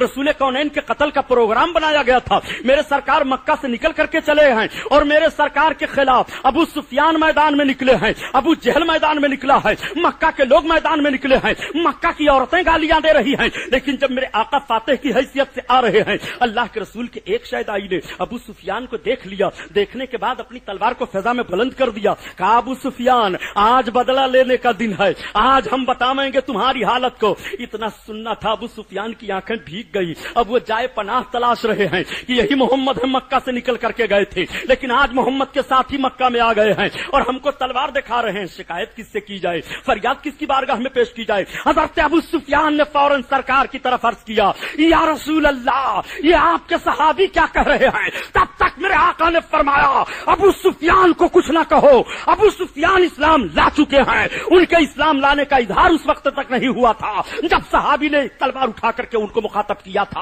اور اس کے بعد میرے آقا ارشاد فرماتے ہیں، اے میرے صحابہ الیوم یوم المرحمہ، الیوم یوم المرحمہ، آج رحمت کا دن ہے، آج میں نے معاف کر دیا مکہ والوں کو، میں نے معافی کا پروانہ دے دیا مکہ والوں کو۔ ارے میں نے اتنا معاف کیا، اتنا معاف کیا کہ یہی ابو سفیان ہیں جو میرے مقابلے میں لشکر لے کر کے گئے تھے، تیر و تلوار کی بارشیں کروائی تھی، مگر میں اتنا اعلان کر رہا ہوں کہ جو ابو سفیان کے مکان میں چلا جائے گا اس پر بھی تلوار نہیں اٹھائی جائے گی، اسے بھی امن دے دیا جائے گا، اس کے لیے بھی امن و امان ہے۔ ذرا رسول کونین کے رحم و کرم کی برسات ملاحظہ فرماتے چلیے۔ رسول نے جب اعلان فرما دیا آج رحمت کا دن ہے، سارے لوگوں کے لیے رحمت کا پیغام نشر کیا گیا ہے، اللہ کے رسول کے اس پیغام کو جیسے مکہ کے گھر گھر میں پہنچایا جاتا ہے، رسول کونین کی یاد میں جو عورتیں گالیاں دے رہی تھی وہی نکل آتی ہیں اور اپنے گود میں بچوں کو لے کر کے نکل آتی ہیں، ماں کی گودوں سے بچے اچھل پڑتے ہیں، اے میری ماں اس رسول کا چہرہ دکھا دو جس کے خلاف میرے باپ نے تلوار اٹھائی تھی اور میدان جنگ میں لڑے ہیں،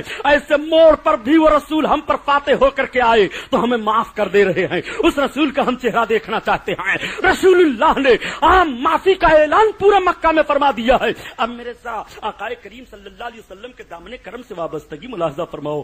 رسول کونین کی بارگاہ میں جماعت کے جماعت لوگ آ رہے ہیں اور کلمہ پڑھ کر کے اسلام میں داخلہ لے رہے ہیں۔ رسول کونین صلی اللہ علیہ وسلم کی بارگاہ میں عورتوں کی جماعت آ رہی ہے، عورتوں کے گروہ جب پیش ہوئے رسول کونین صلی اللہ علیہ وسلم تشریف فرما ہے، تب تک ایک خاتون اٹھ کر کے کھڑی ہو گئی، عرض کرتی ہیں یا رسول اللہ میں آپ سے چند سوال کرنا چاہتی ہوں۔ آقا نے فرمایا سوال کرو۔ وہ سوال کرتی ہیں، سرکار نے جواب دے دیا۔ میرے آقا پوچھتے ہیں تم کون ہو؟ تب تک انہوں نے کہا میں زوجہ ابو سفیان ہندا ہوں۔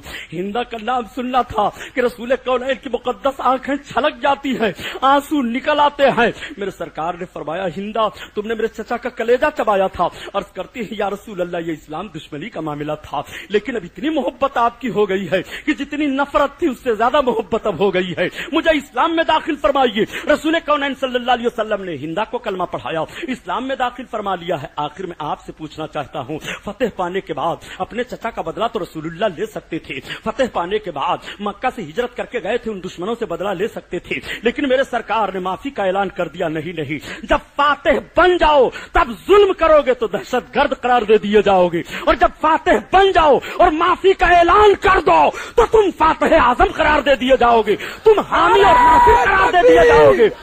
نعرہ رسالت، نعرہ رسالت، رسول کا دامن، تاجدار کربلا کانفرنس علامہ سبحانی صاحب قبلہ، علماء اہل سنت علامہ سید سہیل اشرف صاحب قبلہ، نوری مسجد، مسلک اعلی حضرت، مسلک اعلی حضرت۔ میرے دوست آپ ذرا غور فرمائیے اور اندازہ لگائیے، جو آج اسلام پر الزام لگاتے ہیں لوگ، مذہب اسلام اتنا صاف ستھرا مذہب، اللہ اکبر، یہی مذہب اسلام تو ہے۔ مذہب اسلام بڑھتا چلا جا رہا ہے، یا اور معاملہ ہے کہ اسلام کے ماننے والوں پر دشواریاں آئیں، ملکوں کو تباہ و برباد کیا جائے، لیکن اسلام نہیں تباہ و برباد کیا جا سکتا ہے۔ اسلام کی فطرت میں قدرت نے لچک دی ہے، یہ اتنا ہی ابھرے گا جتنا اسے اٹھاؤ گے اور جتنا اسے دباؤ گے۔ آقا کریم صلی اللہ تعالی علیہ وسلم کی اس سیرت کو آپ ذہن میں رکھتے ہوئے اب آپ کربلا کی طرف بڑھائیے اور ذرا دیکھیے، حضرت ابو بکر صدیق کے دور میں بھی جنگ ہوئی ہے، مسلمہ کذاب سے بڑی بھاری جنگ ہوئی ہے، عمر فاروق اعظم کے دور میں بھی جنگ ہوئی ہے، اور ایسی جنگ ہوئی ہے کہ ایران فتح ہوا ہے، اور ایران کی فتح ہی میں شہر بانو آتی ہیں، حضرت عمر فاروق اعظم حضرت امام حسین سے ان کا نکاح فرماتے ہیں، لیکن نہ تو ایران کی تاریخ یاد کی جا رہی ہے، نہ تو جنگ موتا کو اتنا یاد کیا جا رہا ہے، نہ جنگ یرموک کو اتنا یاد کیا جا رہا ہے۔ رسول کونین صلی اللہ علیہ وسلم جتنے غزوات میں شریک ہوئے ہیں ان غزووں کا تذکرہ اتنا نہیں ہو رہا ہے، تاریخوں میں یہ سارے غزوات تو پائے جاتے ہیں، رسول کونین کی جب سیرت پڑھی جاتی ہے تو معلومات میں یہ ساری باتیں تو آتی ہیں، لیکن وجہ کیا ہے کہ جب 10 محرم کی تاریخ آ جاتی ہے تو حضرت امام علی مقام کے سراپا حسن کا نقشہ مرد مومن کے دل پر مرتب ہو جایا کرتا ہے۔ جب 10 محرم کی تاریخ آتی ہے تو آنکھیں بھیگ جاتی ہیں، جب 10 محرم کی تاریخ آتی ہے تو یا حسین کا نعرہ کیوں نکل جاتا ہے، جب 10 محرم کی تاریخ آتی ہے تو لوگ اداس کیوں دکھائی دیتے ہیں۔ آخر اور بھی ساری تو لڑائیاں ہوئی ہیں، اور بھی ساری لڑائیوں میں تو لوگ شہید ہوئے ہیں، لیکن آؤ ذرا دیکھو اور اپنے دل کو، اپنے کلیجے کو سنبھال کر کے حضرت امام حسین کی شہادت پر غور کرو۔ امام علی مقام کا دور ہے، حضرت امام علی مقام رضی اللہ تعالیٰ عنہ 7 سال رسول کونین صلی اللہ تعالیٰ علیہ وسلم کی پرورش میں رہے ہیں، 7 سال کی عمر حضرت امام حسین کی تھی تب میرے آقا صلی اللہ علیہ وسلم کا وصال ہوا، 7 سال تک رسول کونین کی گود میں تربیت پانے والے امام حسین ہیں۔ حضرت امام حسین کا جب دور آیا ہے ہجری 60 ہے، ہجری 60 لگنے سے پہلے پہلے ایک صحابی سرکار کے بڑے مشہور ہیں حضرت ابو ہریرہ، یہ دعا مانگا کرتے تھے، اے پروردگار عالم مجھے ہجری 60 کے لونڈوں کی حکومت سے بچا لے۔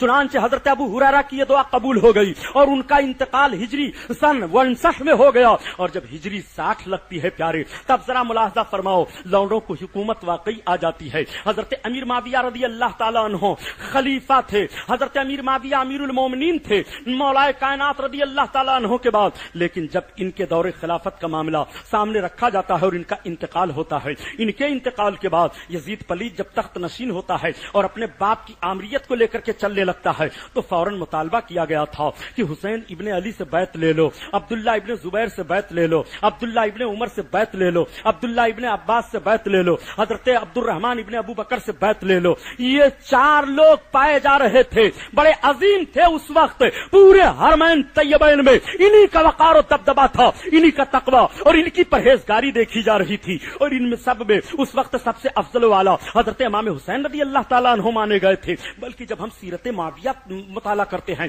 تو ہمیں یہ پتا چلتا ہے کہ حضرت معاویہ نے بھی ایک موڑ پر یزید سے کہا تھا کہ سن تجھے 4 لوگوں کے تعلق سے تو خطرہ رہے گا، لیکن ان 4 میں حسین ابن علی کے تعلق سے تجھے بہت غور و فکر کرنا پڑے گا، وہ شہزادے رسول ہیں، وہ نواسے رسول ہیں۔ اتنی تاکید کر دی تھی امیر معاویہ نے۔ اب آئیے ذرا دیکھیے جب یہ زبردستی اپنے باپ کے بعد میں باپ کی جگہ پر خلیفہ بن بیٹھتا ہے اور اپنی خلافت کو خلافت الہیہ تسلیم کروانے کی کوشش کرتا ہے تو سارے لوگوں نے دیکھا اور جائزہ لیا کہ یہ خلافت الہیہ اپنی خلافت کو تو منوانا چاہتا ہے، لیکن خلافت الہیہ منوانے کے لیے جو خلیفہ بنے اور اس کے اندر جو ضابطہ اور دستور پایا جانا چاہیے وہ ضابطہ اور دستور تو یزید کے اندر نہیں پایا جا رہا ہے۔ یہ تو نماز کو چھوڑ دیتا ہے، یہ تو کتے اور بندر کا کھیل دیکھتا ہے، یہ تو لونڈیوں سے گانے سنتا ہے، یہ تو کبھی کبھی سنا گیا ہے کہ شراب بھی پی لیتا ہے۔ یہ بدعمالیاں یزید کی عام ہو گئی تھی، اور ان بدعمالیوں کی اطلاع مدینہ والوں کو بھی مل جاتی ہے، مکہ والوں کو بھی مل جاتی ہے۔ جب ان بدعمالیوں کی اطلاع مل گئی اور یزید زبردستی خلیفہ بن بیٹھا تو اختلاف کر دیا گیا۔ کوفہ کے لوگوں نے سوچا کہ حضرت امام حسین اس وقت ہیں، ان کے بھائی کا تو وصال ہو گیا اور حضرت امام حسین اس وقت ہیں، کیوں نہ حضرت امام حسین رضی اللہ تعالیٰ عنہ کو بلایا جائے کہ ان کے باپ نے کوفہ کو دارالسلطنت قرار دیا تھا اور کوفہ کو بسانے والے وہی ہیں، کوفہ کو آراستہ اور پیراستہ کرنے والے وہی ہیں، اور ان کے شہزادے گرامی وقار اس وقت مرجع خلائق بنے ہوئے ہیں، ہر چیز میں سب سے افضل والا ہیں، تو کیوں نہ ان کو بلا لیا جائے اور ان کے ہاتھ پر ہاتھ رکھ دیا جائے۔ کوفہ والوں کا یہ مطالبہ صحیح تھا، یہ ان کا ذہن و فکر صحیح تھا، لیکن بعد میں انہوں نے کیا کیا یہ آپ سنتے رہتے ہیں، تاریخوں میں پڑھتے رہتے ہیں۔ ہم جو آپ کو ذہن و فکر میں بات ڈالنا چاہتے ہیں اس نتیجے پر ذرا غور فرمائیے۔ حضرت امام علی مقام رضی اللہ تعالیٰ عنہ مدینہ طیبہ میں ہیں، جیسے مطالبہ کیا گیا اور یزید کی طرف سے پہنچ گئی اطلاع کہ اب ہماری بیعت کریں، امام علی مقام نے فرمایا، حضرت امیر معاویہ کے وصال کو سن کر کے استرجاع فرمایا، انا للہ و انا الیہ راجعون پڑھا، اب آپ ذرا غور فرمائیں پیارے، جب یزید کا معاملہ سامنے آیا تو حضرت امام علی مقام غور و فکر کرنے لگے. تب تک عشاء کے بعد گورنر مدینہ کا آپ کو بلاوا بھیج دیتا ہے. حضرت امام حسین تشریف لے گئے، بات چیت ہونے لگی. امام علی مقام نے معارضہ قائم کر دیا کہ یزید کے تعلق سے ایسا ایسا سنا گیا ہے، اور اگر حضرت امیر معاویہ نے ایسا کیا ہے کہ اپنے بعد انہوں نے اپنے بیٹے کو خلیفہ نامزد کر دیا ہے تو یہ مناسب نہیں ہے، یہ تو عامت المسلمین کا حق ہے. اس لیے کہ اگر اپنے بعد بیٹا کو خلیفہ بنانا جائز ہوتا تو حضرت ابو بکر اپنے بیٹے کو بنا دیتے، عمر فاروق اعظم اپنے بیٹے کو بنا دیتے، حضرت عثمان غنی اپنے آدمی کو بنا دیتے، میرے باپ اپنے بیٹے حضرت حسن کو بنا دیتے. لیکن ایسا نہیں کیا گیا ہے. یہ عامت المسلمین کا حق ہے، اور عامت المسلمین کی بغیر رائے لیے ہوئے خود حق آمریت کو استعمال کرنا اس کو غصب کہتے ہیں، اور غاصب کے ہاتھ پر ہاتھ دینا مومن کو جائز نہیں ہے. یہ معارضہ حضرت امام حسین قائم کر کے اور وہاں سے نکل آتے ہیں. حضرت امام حسین نے گرفت کس کس چیز کی تھی آپ بہت صاف ذہن رکھ کر کے سنیے گا. امام حسین کی گرفت تھی کہ یزید بے نمازی ہے. حضرت امام حسین کی گرفت تھی کہ یزید شراب پیتا ہے. حضرت امام حسین کی گرفت تھی کہ یزید کے اندر لاوبالی پن پایا جاتا ہے، یزید کے اندر شرعی پابندیاں نہیں پائی جاتی ہیں. ان چیزوں کی گرفت حضرت امام حسین نے کی تھی، اور آپ کی گرفت صحیح ہے، حق ہے، صحیح آپ نے کیا. ایک طرف یزید کا خاکہ اپنے سامنے رکھو، ایک طرف حضرت امام حسین کا خاکہ اپنے سامنے رکھو، اور ذرا ملاحظہ فرماؤ، ایک نماز چھوڑ رہا ہے اور ایک 24 گھنٹے میں فرض نمازوں کے علاوہ 3000 رکعت نماز نفل پڑھ رہا ہے. ایک کتے اور بندر کا کھیل دیکھ رہا ہے اور دوسرے کی نگاہ ہردم قرآن کی آیتوں پر رہتی ہے. ایک تقدس کو پامال کر رہا ہے اور دوسرا 25 حج پیدل کرتا ہے. ایک شاہی گھرانے میں پرورش پاتا ہے اور ایک رسول کونین کی گود میں پرورش پایا ہے. ایک رسول کونین کے سینے اقدس پر کھیلا ہے، رسول کونین کی انگلی چوسا ہے، اور ایک نہ جانے کیسے کیسے ماحول میں پرورش پایا ہے. آپ ذرا دونوں کا خاکہ سامنے رکھتے ہوئے کہیے اور فیصلہ دیجئے، اگر ایسی عادتیں یزید کے اندر تھی اور صحیح تھی تو کیا جائز تھا کہ حضرت امام حسین اس کے ہاتھ پر ہاتھ دے دیتے؟ آپ ذرا مجھے بتائیں. تو امام حسین نے ہاتھ نہیں دیا، ان کو دقتوں کا سامنا کرنا پڑا، ان کو دشواریاں جھیلنی پڑی، ان کو پریشانیوں کا سامنا کرنا پڑا. لیکن آؤ ذرا دیکھو پیارے، پریشانیاں وہ کیسے جھیلتے ہیں، وہ دشواریاں کیسے جھیلتے ہیں. سیاسی جنگیں ہوئی ہیں تو فوج و اقتدار حاصل کرتے ہوئے یا پوری جمعیت کے ساتھ ہوئی ہیں. ہم جمعیت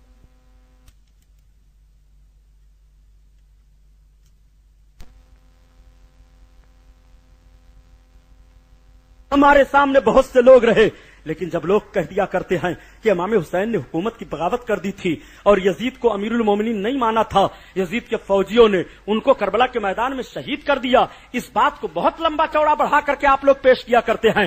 میں عرض کرتا ہوں نادان، اپنے ذہن کی گندگی کو صاف کر لے اور تیرے ذہن و فکر میں امام علی مقام کے تعلق سے جو کوڑھ کی بیماری پیدا ہو گئی ہے اس کا علاج کر لے. یزید کی حمایت نہ کرنا حق طور پر. آپ ذرا ملاحظہ فرمائیں تو دیکھیں اور غور و فکر کریں کہ امام علی مقام اگر یزید کے حکومت کی بغاوت کرتے اور اس کے لیے آپ اقتدار کے خواہاں ہوتے تو امام حسین کو 20,000 لشکری مل رہے ہیں، مگر وہ انکار کر رہے ہیں. امام حسین کو مکہ میں روکا جا رہا ہے، مدینہ شریف میں روکا جا رہا ہے، اور مکہ مدینہ کے لوگ کہہ رہے ہیں کہ یا ابن رسول اللہ آپ تشریف فرما رہیے، ہم سب لوگ آپ کے ہاتھ پر ہاتھ دے رہے ہیں، آپ یہاں مرجع خلائق ہیں، آپ یہی سے رشد و ہدایت کا پیغام جاری کیجیے. ساری دنیا کے مسلمان آپ کے قدموں میں آنے کے لیے تیار ہیں، آپ کے قدموں پر قربانی پیش کرنے کے لیے تیار ہیں، مگر آپ کوفہ نہ جائیے، ہمیں کوفہ سے خطرہ لگ رہا ہے. امام علی مقام فرما رہے ہیں یہاں تو تم لوگ رشد و ہدایت کی بات کر رہے ہو، یہاں عبداللہ ابن زبیر بھی ہیں، یہاں عبداللہ ابن عباس بھی ہیں، یہاں عبد الرحمن ابو بکر بھی ہیں،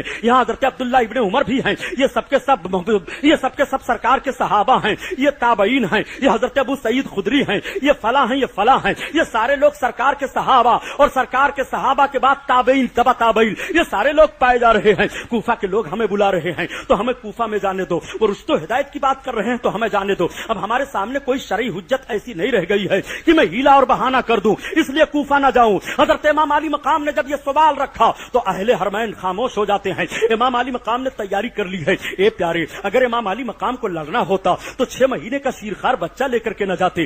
امام علی مقام کو لڑنا ہوتا تو اپنی بیویوں کو لے کر کے نہ جاتے. امام علی مقام کو لڑنا ہوتا تو کربلا کی سرزمین پر 8 سالہ بچی سکینہ کی آہوزاری سننے کے لیے سکینہ سکینہ کو نہ لے کر کے جاتے، امام علی مقام کو لڑنا ہوتا تو اپنے بیٹے بیمار کو نہ لے کر کے جاتے، حضرت امام علی مقام کو لڑنا ہوتا تو اپنی بہن حضرت زینب کو لے کر کے نہ جاتے۔ میں آپ سے پوچھنا چاہتا ہوں، کوئی بھی اپنے مخالف سے جب جنگ کرنے کے لیے جاتا ہے تو بتاؤ کیا 6 مہینے کا شیرخوار بچہ لے جایا جاتا ہے؟ کیا بیمار لے جایا جاتا ہے؟ کیا عورتوں کو پیش کیا جاتا ہے؟ کیا بچیاں چھوٹی چھوٹی لے جائی جاتی ہیں؟ نہیں نہیں، آپ کو کہنا پڑے گا میدان جنگ میں دشمن کے مقابلے میں بڑے بڑے بہادروں کو لے جایا جاتا ہے، شہسواروں کو لے جایا جاتا ہے، جنگ کرنے والوں کو لے جایا جاتا ہے۔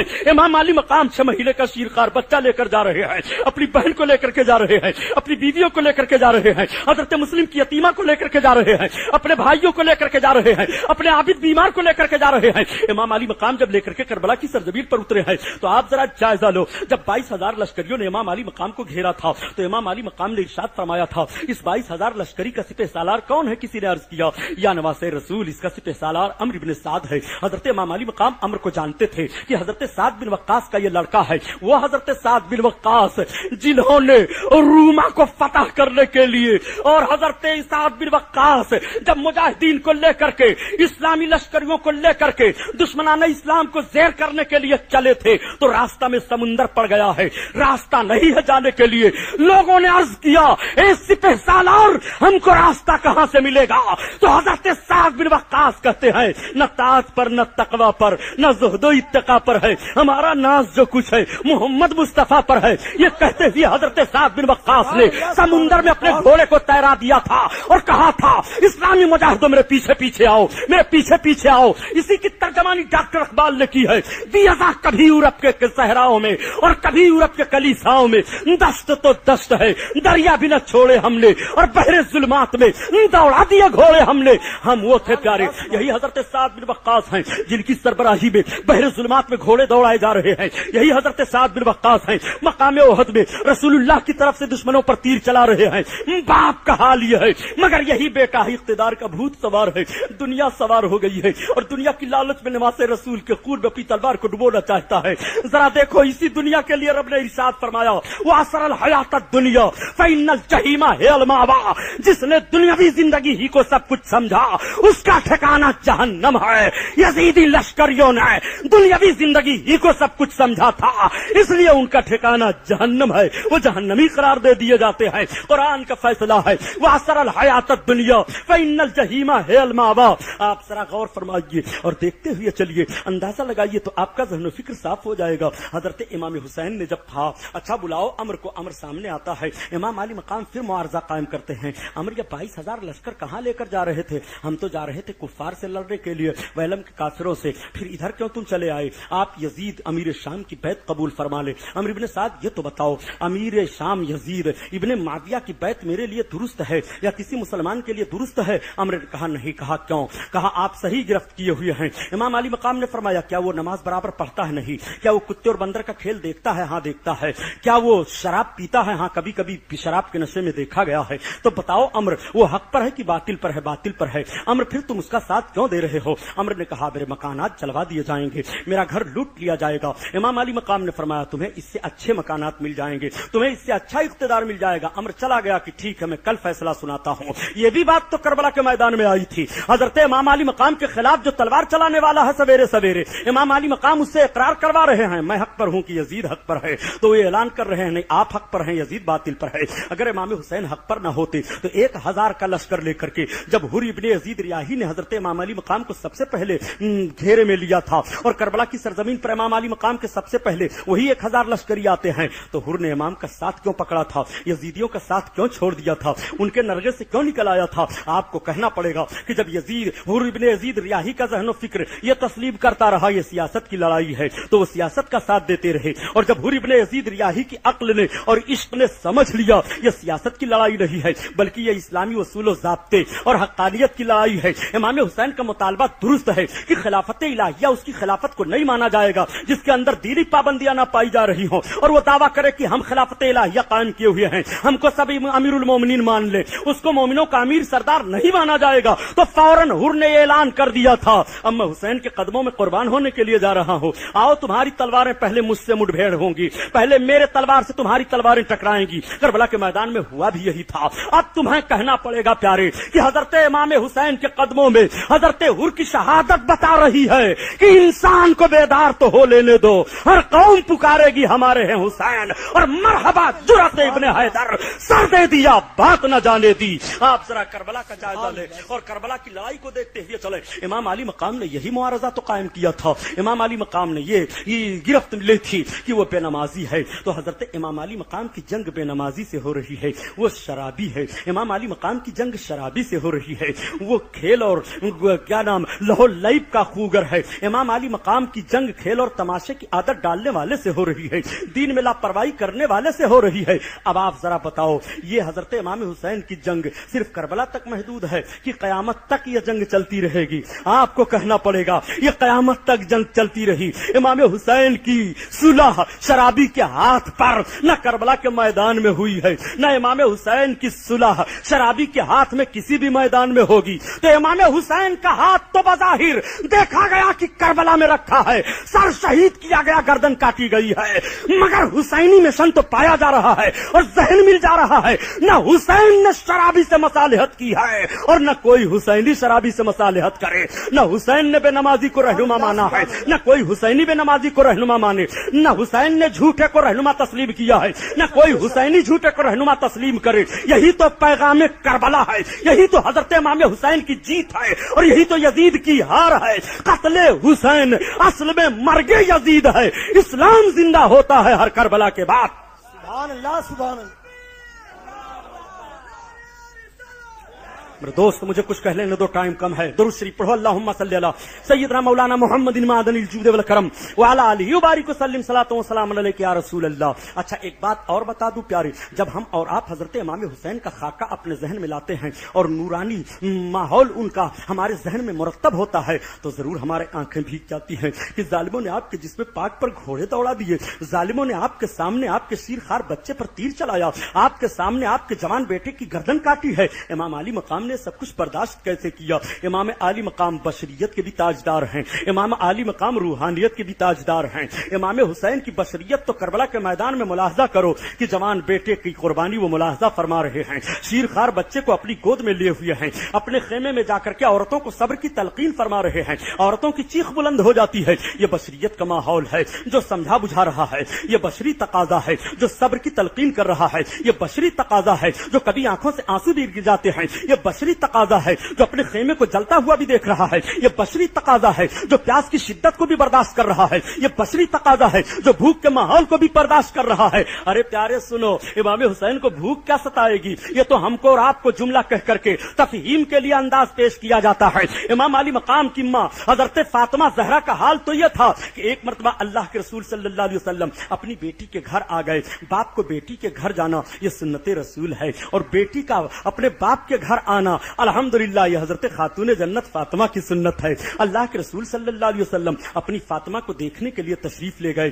رسول کونین کی نگاہ پڑی کہ میری بیٹی فاطمہ نماز پڑھ رہی ہیں، مگر فاطمہ کے جسم پر لرزہ طاری ہے، فاطمہ کا جسم کانپ رہا ہے اور بدن بہت کاہل ہو گیا ہے۔ نبی کونین صلی اللہ علیہ وسلم تشریف فرما ہیں۔ خاتون جنت جب نماز پڑھ کر کے فارغ ہوتی ہیں اور اپنے باپ کا چہرہ دیکھا، اٹھ کر کے کھڑی ہو گئیں، سرکار بھی قیام فرما ہو گئے، آقائے کریم کے قدم کو بوسا دیا، اپنے باپ کے ہاتھ کو چوما۔ رسول کونین نے اپنی بیٹی کی پیشانی کا بوسا لیا، فاطمہ کی کلائی کو چوم لیا۔ رسول کونین کی مقدس زبان واہ ہوتی ہے، وہ میرے سرکار کی مقدس زبان کہ جس کے لیے جو کچھ کہہ دیں وہ فوراً ہو جائے۔ اسی لیے تو اعلیٰ حضرت عظیم البرکت فرماتے ہیں، مرد مومن تو نبی کی زبان کو دیکھنا چاہتا ہے، ارے دیکھ نبی کی زبان کیا ہے، وہ زبان جس کو سب کن کی کنجی کا ہے اور اس کی نافذ کو مت پہ لاکھوں سلام، لاکھوں سلام۔ اللہ کے رسول ارشاد فرماتے ہیں، میری بیٹی فاطمہ یہ بتاؤ تم کمزور کیسے ہو گئی ہو؟ بیٹی تم نماز پڑھ رہی تھی، تمہارا جسم کیسے ہل رہا تھا، نقاہت بہت ہے۔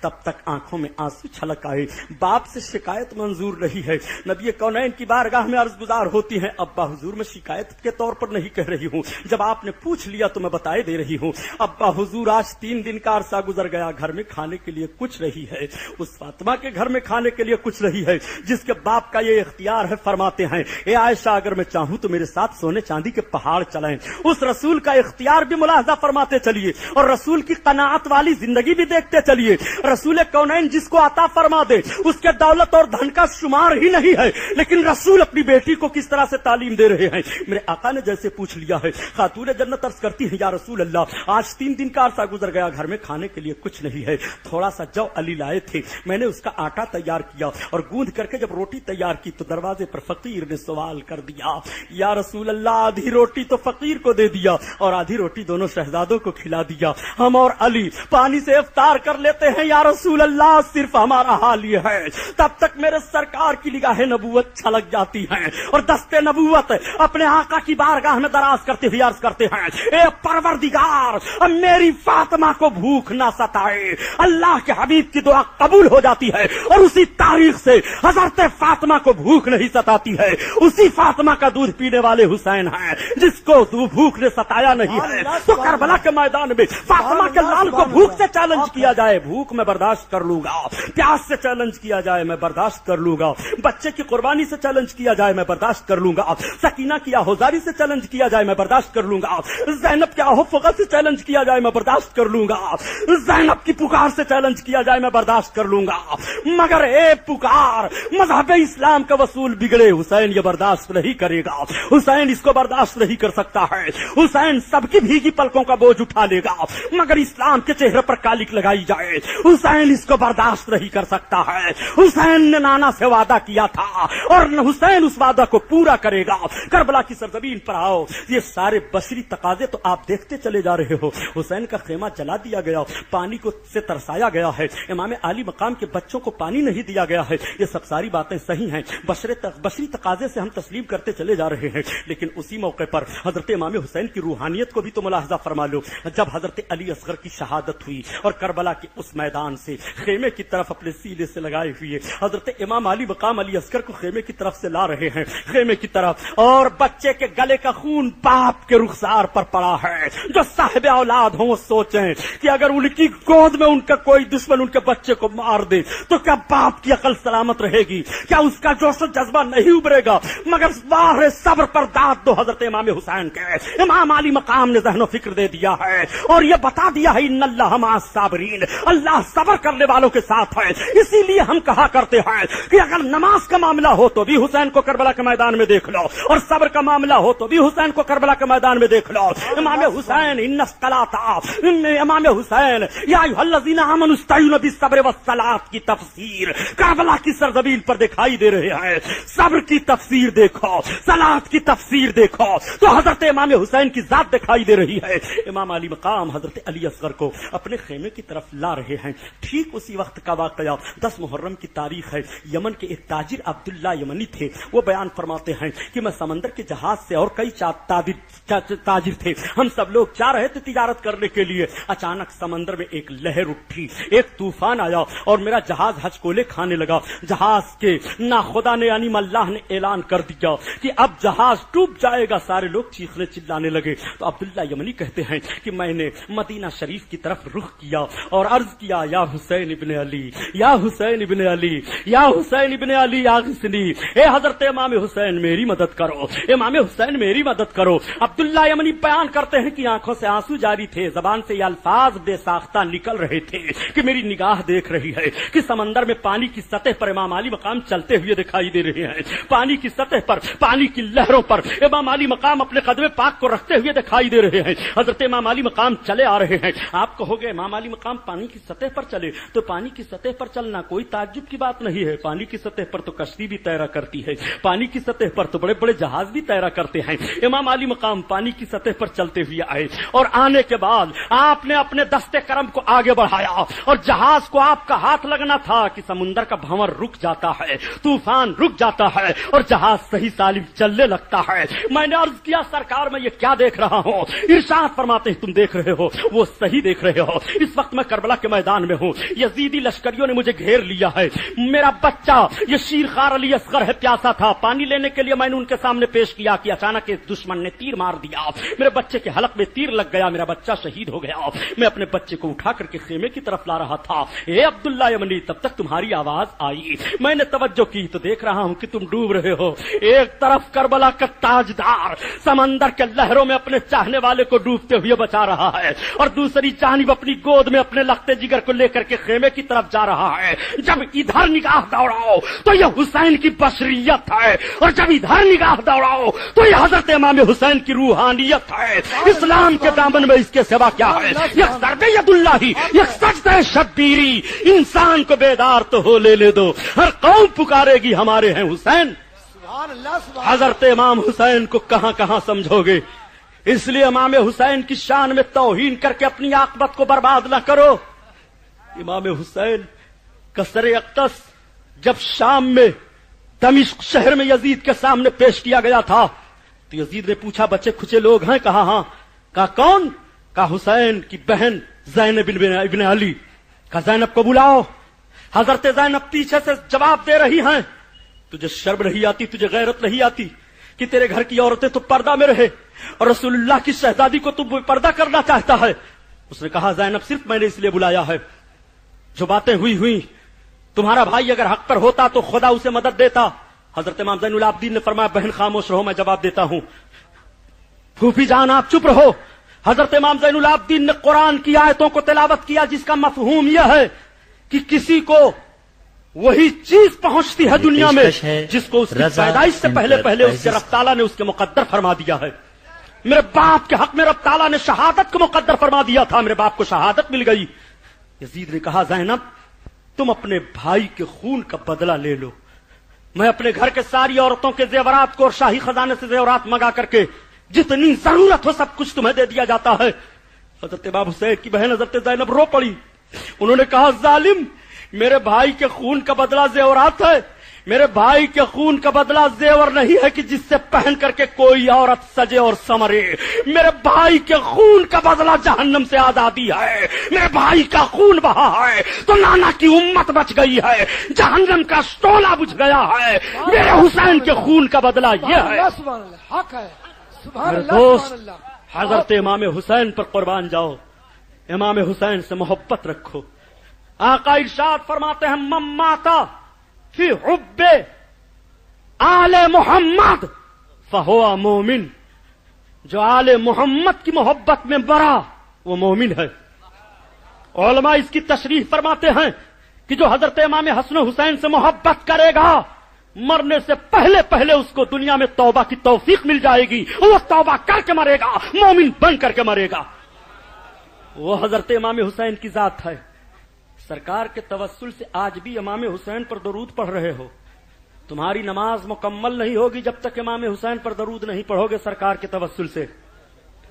ذرا نماز میں جب بیٹھتے ہو پڑھنے کے لیے تحیات اور اس کے بعد درود پڑھتے ہو اللہم صلی علی سیدنا مولانا وعلی آل سیدنا مولانا محمد، اے اللہ رحمت نازل فرما ہمارے سرکار حضور پر اور ہمارے آقا کی آل پر۔ صحابہ نے پوچھا تھا یا رسول اللہ آپ کی آل کون ہے؟ سرکار نے فرمایا میری آل حسن ہے، حسین ہے۔ تو سرکار کے توسل سے آج بھی تم نماز میں ان پر درود پڑھ رہے ہو۔ کوئی جگہ کوئی مقام ہے جو ذکر حسین سے خالی ہو؟ کوئی ایسی جگہ ہے جو حضرت امام حسین کی تاریخ نہ پائی جا رہی ہو؟ ارے دنیاوی مزاج اور جمہوریت لے لو تو جمہوریت کا نظام بھی سب سے پہلے کربلا کے میدان سے ملتا ہے۔ امام علی مقام نے یہ معارضہ تو قائم کیا تھا کہ یہ حق عامت المسلمین کا ہے، سارے مسلمان فیصلہ کریں۔ آج یہی تو جمہوریت کا نظام دیا جاتا ہے کہ سارے لوگ اپنے جس کو اپنا رہنما اور اپنا قائد تسلیم کریں، وہی ہمارا قائد ہوگا، وہی ہمارا گائیڈ ہوگا، وہی ہمارا رہنما ہوگا۔ یہ بھی ذہن و فکر اگر ہمیں مل رہا ہے تو کربلا کے میدان سے حضرت امام حسین سے مل رہا ہے۔ جمہوریت کا نظام حسین سے ہے، جمہوریت کی فلاح و بہبودی حضرت امام حسین سے ہے، جمہوریت کی مضبوطی حضرت امام حسین سے ہے۔ جمہوریت میں ہر امیر و غریب مسکراہٹ کے ساتھ اپنے جیون کو بتائے، یہ پیغام حضرت امام حسین سے مل رہا ہے۔ اسی لیے جوش ملی آبادی نے کہہ دیا کہ انسان کو بیدار تو ہو لینے دو، ہر قوم پکارے گی ہمارے ہیں حسین۔ سبحان اللہ سبحان اللہ۔ سارا مزاج حضرت امام حسین کے قانون سے انسانیت کا مل رہا ہے۔ آج کہاں ہیں وہ لوگ جو حضرت امام حسین کے مشن پر ریسرچ کر رہے ہیں؟ حضرت امام حسین نے جو جیون کا دستور کربلا کے میدان میں دے دیا ہے، اس دور پر زندگی بتا کر کے ایک نوجوان دیکھے تو سیاسی فلاح بھی اس کے لیے ہے، دنیاوی کامیابی بھی اس کے لیے ہے، اور اس کی آخرت میں اس کے لیے روشنی ہی روشنی ہے۔ وہ حضرت امام حسین ہیں۔ امام حسین کو تاجداری کی ضرورت کیا ہے؟ شاہست حسین بادشاہست حسین، دین است حسین دین پناہ است حسین۔ حسین کا نام دین ہے اور دین کا نام حسین ہے۔ حسین شاہ بھی ہیں، حسین بادشاہ بھی ہیں۔ حسین کے نانا نے ان کو جنت کے جوانوں کا سردار قرار دے دیا ہے۔ جب جنت کی سرداری پہلے مل رہی ہے تو عربستان کی سرداری کے محتاج حسین نہیں ہے۔ حسین نے تو اسلام کا ضابطہ بچایا تھا۔ میرے دوست، اس ضابطے پر ہم کو اور آپ کو عمل کرنا ہے۔ شراب کی بوتلیں ہاتھ میں نہ ہوں، نماز کی پابندی کرو، نماز نہ چھوٹے۔ امام علی مقام نے ایک بے نمازی کے ہاتھ پر ہاتھ نہ دے کر، کیوں ہاتھ نہیں دیا امام نے بے نمازی کے ہاتھ پر؟ اس کا جملہ، اس پر آپ ریسرچ کرو، اس جملے پر غور کرو۔ قرآن میں رب فرماتا ہے فَوَيْلٌ لِّلْمُصَلِّينَ الَّذِينَ هُمْ عَن صَلَاتِهِمْ سَاهُونَ، جہنم ہے ان لوگوں کے لیے جو اپنی نمازیں بھول بیٹھے ہیں، جن پر نمازیں فرض ہیں اگر وہ جان بوجھ کر چھوڑ رہے ہیں تو رب فرماتا ہے ان کے لیے جہنم ہے۔ یزید نماز چھوڑ رہا ہے، قرآن کے فیصلے سے بے نمازی جہنمی ہے۔ امام حسین ایسے نمازی اور جنتیوں کے سردار ہیں، وہ جہنمی کے ہاتھ پر اپنا ہاتھ کیسے رکھ دیتے اور جنت و دوزخ کا معاملہ ایک کیسے کر دیتے؟ ستیزہ کار رہا ہے ازل سے تائم روز، شرارے بلہبی سے چراغ مصطفی۔ سبحان اللہ۔ حسین کا دامن، حسین کا دامن۔ درود شریف پڑھو۔ اللهم صل على سيدنا مولانا محمد معدن الجود والکرم وعلى آلہ وبارک وسلم صلاۃ و سلام علیک یا رسول اللہ۔ امام علی مقام نے جہنمی سے اختلاف کیا، جہنمی کے ہاتھ پر ہاتھ نہ دیا بے نمازی کے۔ شراب چھوڑو، شراب کو ہاتھ نہ لگاؤ۔ ام الخبائث شراب کو کہا گیا ہے، تمام گناہوں کی جڑ شراب کو کہا گیا ہے۔ مسلمان، تو مسلمان ہو کر کے شراب خانے میں کیسے جاتا ہے؟ اور جب پولیس کی گرفت میں آتا ہے، پوچھا جاتا ہے تیرا نام، جب تو کہتا ہے میرا نام عبداللہ، ذہن و فکر انتظامیہ کا کہاں جاتا ہے کہ جس قوم کے لوگوں نے شراب کی بھٹیوں کو آگ لگا دی تھی، اور جس قوم کے لوگوں نے دنیا کے انسانوں کو انسانیت کی روشنی میں رہنے کا پیغام دیا تھا، جس قوم کے تعلق سے قرآن میں رب بیان فرماتا ہے کنتم خیر امۃ اخرجات للناس تأمرون بالمعروف وتنہون عن المنکر، تم بہترین امت ہو، تم اس لیے پیدا کیے گئے ہو تاکہ لوگوں کو برائیوں سے روکو اور نیکیوں کا حکم دو۔ جوان، سوچ تیرے لیے قرآن کیا فیصلہ دے رہا ہے، اور تیرے ہاتھ میں شراب کی بوتل ہے۔ شرابی سے امام کی جنگ ہوئی تھی، کل بھی حضرت امام کی جنگ شرابی سے ہے، اور قیامت تک حضرت امام حسین کی جنگ شرابی سے رہے گی۔ تو شرابی بن کر کے حضرت امام حسین کا باغی نہ بن، شرابی جہنمی ہے، اور شرابی کے ہاتھ پر حضرت امام نے ہاتھ نہیں دیا۔ ذرا ذہن لیتے چلو، نمازی بن جاؤ تو حسینی ہو، شراب سے توبہ کر لو حسینی ہو، گناہوں کے قریب نہ جاؤ حسینی ہو۔ اور کیا پیغام ہے حضرت امام حسین کا؟ کربلا کے میدان میں کہ یزیدی لشکریوں نے اعلان کیا تھا کہ ہم قرآن کو نہیں مانتے؟ نہیں۔ کیا انہوں نے انکار کیا تھا کہ حسین ہم تمہارے نانا کا کلمہ نہیں پڑھتے؟ نہیں۔ کیا ان لوگوں نے اعلان کیا تھا کہ حسین ہم دین کے اصولوں پر عمل نہیں کرتے؟ نہیں، بلکہ حضرت امام علی مقام نے فرمایا تھا کہ تم لوگوں نے اپنا امیر جس کو تسلیم کیا ہے وہ دستور اسلام سے لاپرواہ دکھائی دے رہا ہے، اس لیے میری جنگ اس سے ہے۔ تو جب بد عملوں سے حضرت امام حسین نے مصالحت نہیں کی اور اتحاد نہیں ہوا تو بد عقیدوں سے تمہارا اتحاد کیسے ہو سکتا ہے؟ کچھ لوگ جب یہ جملہ کہہ دیا کرتے ہیں کہ صاحب بڑا خلفشار کا دور ہے، بڑی تباہی بربادی کا دور ہے، مسلمان مارے جا رہے ہیں، سب کو متحد ہو کر رہنا چاہیے، تو میں نے ایک جملہ حضرت کہا، میں نے کہا بات تو صحیح ہے، سارے لوگ سنی مسلمان بن جاؤ، سب متحد ہو جاؤ، قرآن ایک، رسول ایک، خدا ایک، مسلمان ایک، تو سب کا عقیدہ ایک ہو جائے، تو سب کا عقیدہ ایک ہو جائے، سب سنی عقیدے پر ہو جاؤ، اتحاد ہو جائے گا۔ اب آپ کہو گے سبحانی صاحب سنی عقیدے پر؟ جی ہاں، سنی عقیدہ ہی نجات دینے والا عقیدہ ہے۔ بتاؤں کیوں؟ امام علی مقام کے سامنے 22,000 ہیں، امام علی مقام تنہا. وہ 2200 کہہ رہے ہیں امام یزید کو امیر تسلیم کر لو، ہم سب میں اتحاد ہو جائے. میرے آقا نے ارشاد فرمایا ستفترق امتی علی 73 ملتا کلہم فی النار الا ملتا واحدہ. قالوا ما هو یا رسول اللہ؟ قال رسول اللہ صلی اللہ علیہ وسلم ما انا علیہ و صحابی. یہ حدیث شریف ہے. آقا صلی اللہ علیہ وسلم نے صحابہ کے بھرے مجمع میں ارشاد فرمایا میری امت قریب 73 فرقوں میں بٹے گی. یہ کون فرما رہے ہیں؟ سرکار فرما رہے ہیں. تو جب سرکار نے بتا دیا کہ 73 فرقوں میں امت بٹ جائے گی تو کوئی متحد کر سکتا ہے؟ بولو. تو ذرا ان لوگوں سے پوچھو جو سب کہتے ہیں کہ دال بھی ایک میں ہو، چاول بھی ایک میں بھی ہو، مرچا بھی ایک میں بھی ہو، زہر بھی ایک ہی میں ہو، تو سب مر جائیں گے کہ رہیں گے؟ آقا فرماتے ہیں 73 فرقے ہوں گے، سب جہنم میں جائیں گے 72 الا ملتا واحدہ. ایک فرقہ جنتی ہوگا. پتا یہ چلا کہ 72 کی جگہ ہے جہنم، تو وہ 72 تو ایک جگہ رہ سکتے ہیں، لیکن جو ایک فرقہ جنتی ہے وہ 72 کے ساتھ نہیں رہے گا. تمہارا 72 اسٹیج ایک ہو جائے گا مگر سنی کا اسٹیج ایک رہے گا، وہ 72 کے ساتھ نہیں مل سکتا ہے. نعرہ تکبیر، نعرہ رسالت، مسلک اعلی حضرت تاجدار کربلا کانفرنس علامہ سبحانی صاحب قبلہ، علامہ سید سہیل صاحب قبلہ، عوام اہل سنت، نوری مسجد. میرے آقا سے صحابہ نے پھر پوچھا یا رسول اللہ ایک فرقہ جنتی ہوگا، اس جنتی فرقے کی پہچان ہے؟ ہاں. آقا فرماتے ما انا علیہ و صحابی، جس راستہ پر میں ہوں میرے صحابہ ہیں.